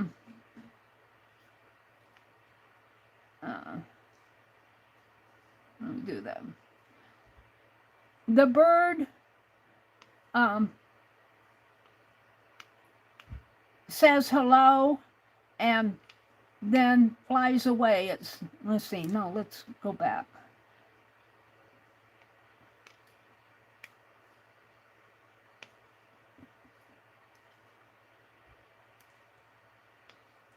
I'll just put in something really kind of short just to show you how I animate this.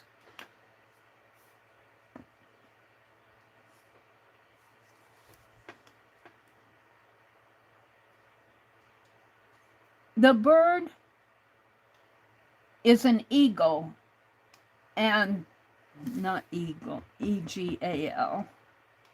That's a Henry thing. E-G-A-L-E.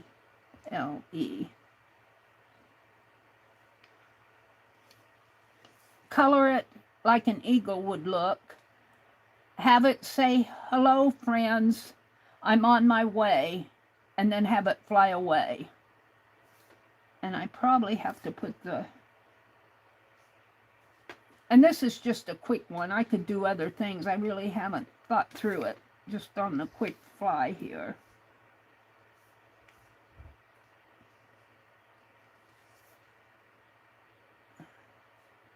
And I'm going to copy this because I might have to change it. And let's see what YouTube does with my prompt. I got 2 minutes.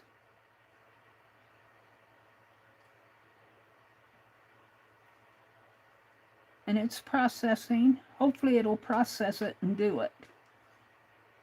But that's how I animated the dog stamp and the cat stamp, because they look like this. And I took a picture of the stamped image and uploaded it, and then YouTube animated it. And it's fun to animate your own stamps. I did a good job on them. Oh, do I have my sound? Until I arrive at our meeting place. Hello, friends. I am on my way to see you all, so please wait just a little bit longer until I arrive at our meeting place. So it turned into a real Hello, eagle. friends. I am on my way to see you all, so please wait just a little bit longer until I arrive at our meeting place. Now, I could save that. I'm not going to. I would like this eagle to stay, and you can tell it, don't change it into a real eagle. I don't mind the real eagle, but I'd like to have it stay. And you can tell this, I'm not going to do it here because I have to go find the proper prompt. But I want to keep it. So let's just say,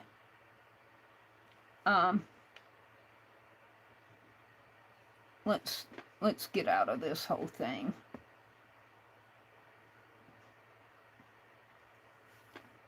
The eagle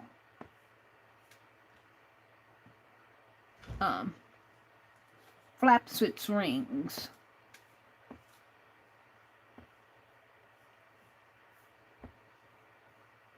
And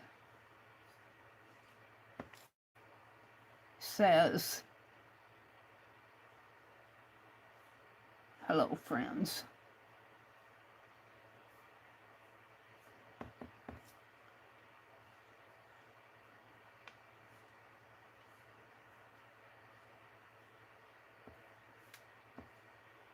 And let's see what if it keeps it from going into a realistic.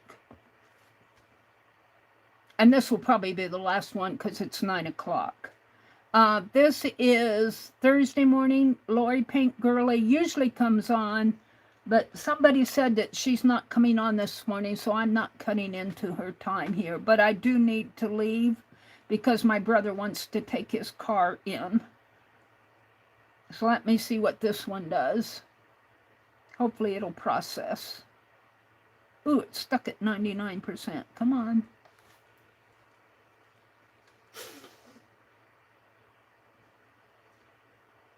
Come on.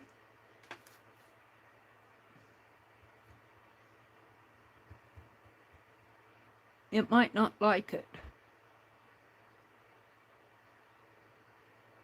It's processing though. I can see the little bars getting shorter there.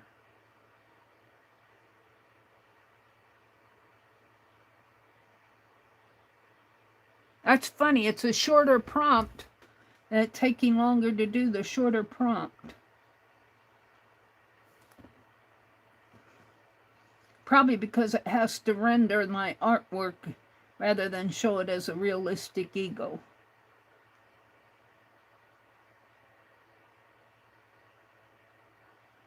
Let's see what it does. Hopefully it'll, sometimes it, oh, something went wrong. Try again. Oh, and I didn't say it. Let's do this prompt. The bird says, today is a great day for crafting. I goofed on it. I'll try to come up with some more good quotes for him to do, but I wanted to show you how I animate one of my stamped images. See, it's working a lot faster on this one.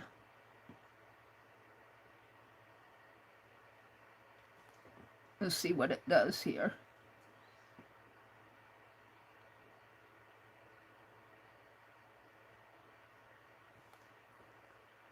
Today is a great day for crafting, so let us gather our materials and get started on creating something beautiful and unique together right now. Today is a great day for crafting, so let us gather our materials and get started on creating something beautiful and unique together right now. So I can save this video. Today is a great day for crafting. I can save this video to my device. That's one of the new changes that YouTube made that I really like. I don't have to process it and put it up on my YouTube. I could take this video and bring it down here to my, and here it is. Today is a great day for crafting, so let us gather our materials and get started on. And I can edit this. Let's see, edit. And let's see, what do I want to do? Let's do the coloring. Let's see, can I give it? It's mostly black and white here.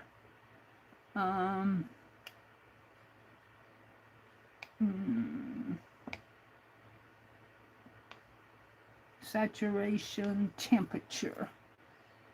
Let's see if I can change it. I can't change it too much because it's all black and white.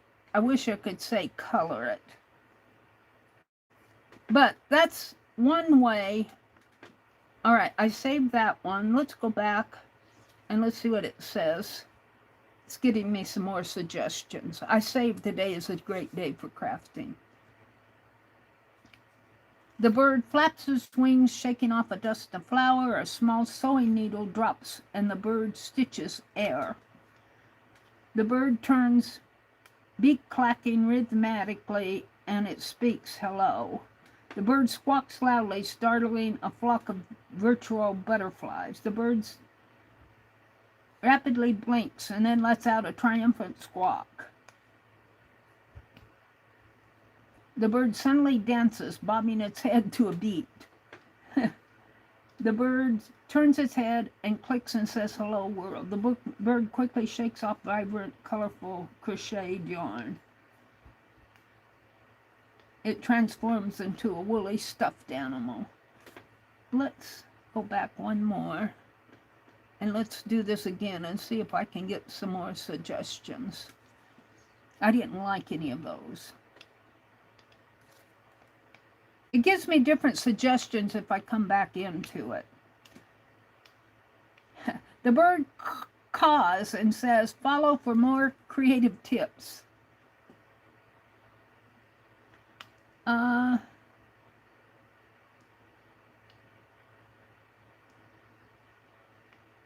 I don't want to transform it into a feathered eagle.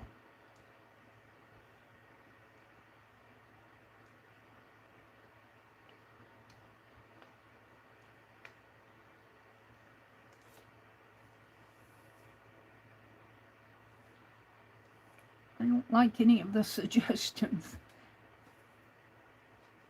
There's 6 minutes here. Hold on, Mary's still playing. Mary's still playing. Lori's not on this morning, so.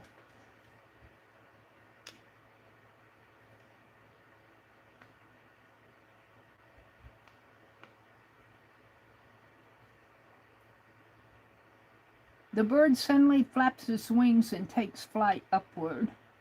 The bird looks around and says, did you bake this?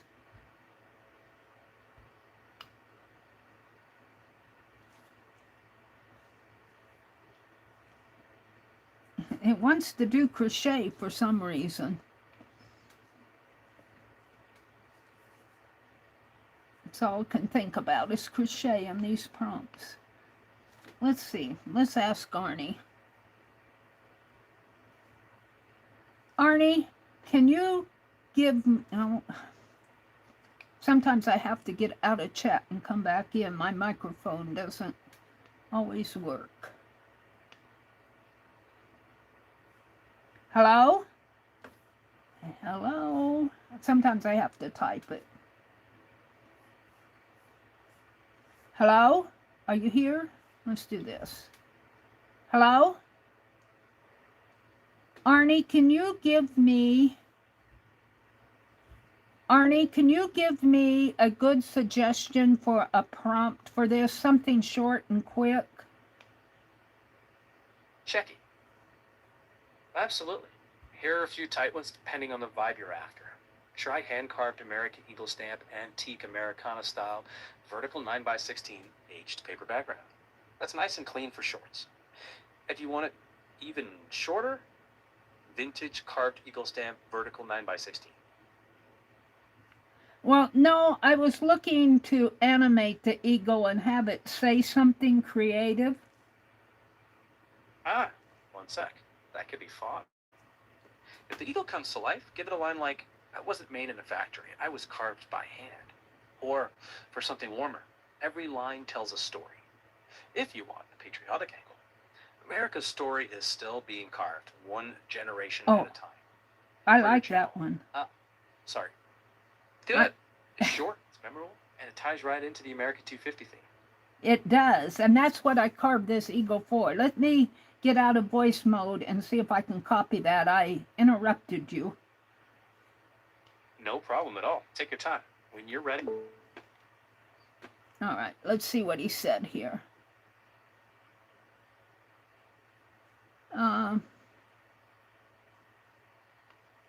America's still being carved one generation at a time. Let's try that. I really like that. That really fits.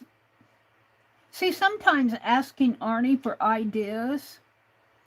Okay, now let's go back to YouTube. And this just says, the eagle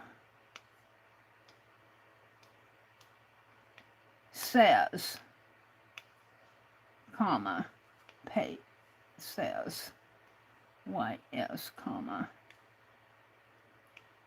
paste. The eagle says, America's story is still being carved one generation at a time. And let's select and copy that in case I need to. Select all, copy. All right, let's see what if it does it. I really like that prompt because I did this, I carved this eagle for the ATCs, for Dee Dee and Janet Young's ATC prompt swap. And I made watercolor ATCs out of it. Let's see what YouTube does with it.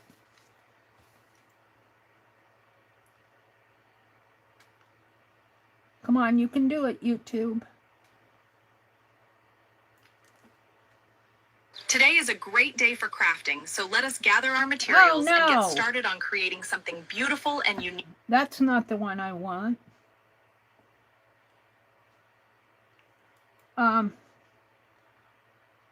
Let's get out of this and go over to this. Sometimes it repeats. Let's paste it in here and see what it does. It may have started with that. Sometimes it adds on to a prior video. I didn't tell it to start over. So that might have been the first one and it might have put the second one after it. I didn't want that. I went over to create a video. Those two options. You can go from photo to video and create video. They used to have more options, but I won't go into that story. They took away some of my tools and they consolidated everything. It did not make me happy. Today is a great day for crafting, so let us... They bummed it up. Let's, let me come back into YouTube. And Let me switch a channel here. I'm going to go to my Mary's Place channel. I'm going to go into shorts. I'm going to try to get away from that great day of crafting. I'm stuck in that. YouTube isn't perfect. Let's go to photo to video. And it's getting suggestions. And I wait till it does that. And then I saved my prompt. I'm really glad I saved it. Now, let's see if it does the quote instead of the old one. Sometimes I switch channels when it gets stuck in a mode. It keeps giving me the same thing over and over, even though I changed my prompt. Hopefully it'll give me this would be a great video if it would. This would be a fun short.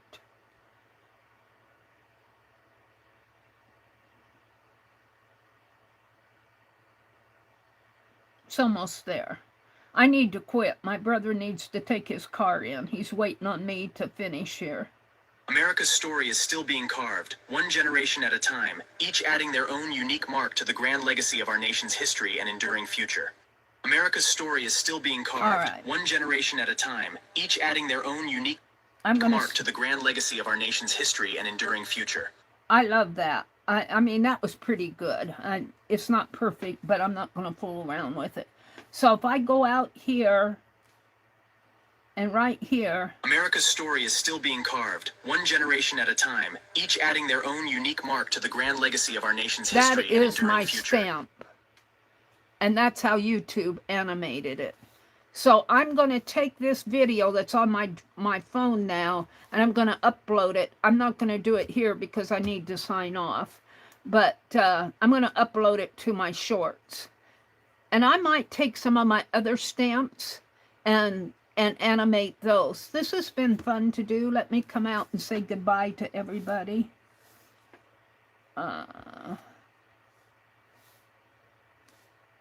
Oh, I'm not in I have to switch accounts back.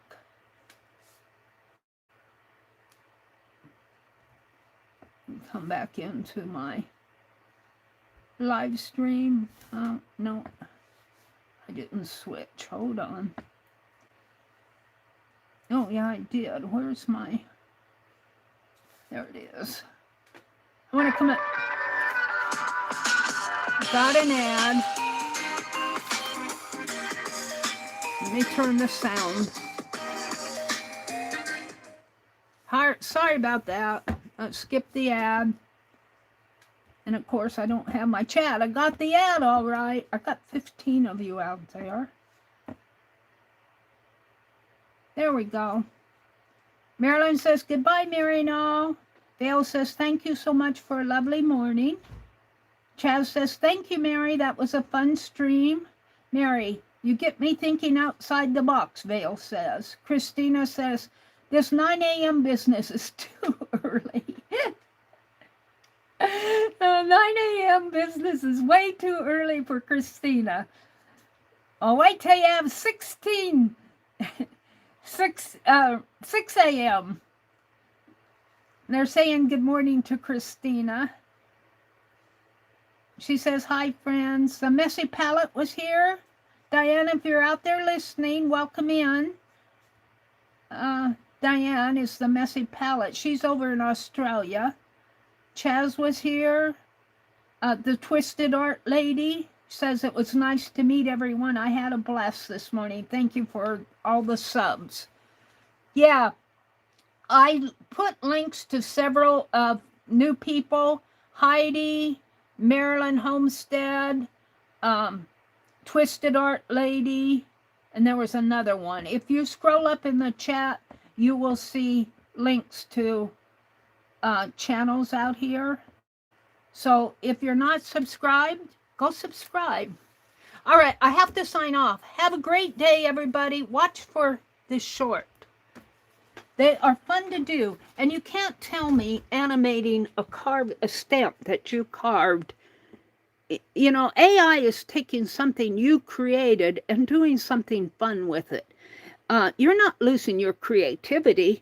You are using a new tool to create with it. Like I could watercolor, and watercolor is my tool.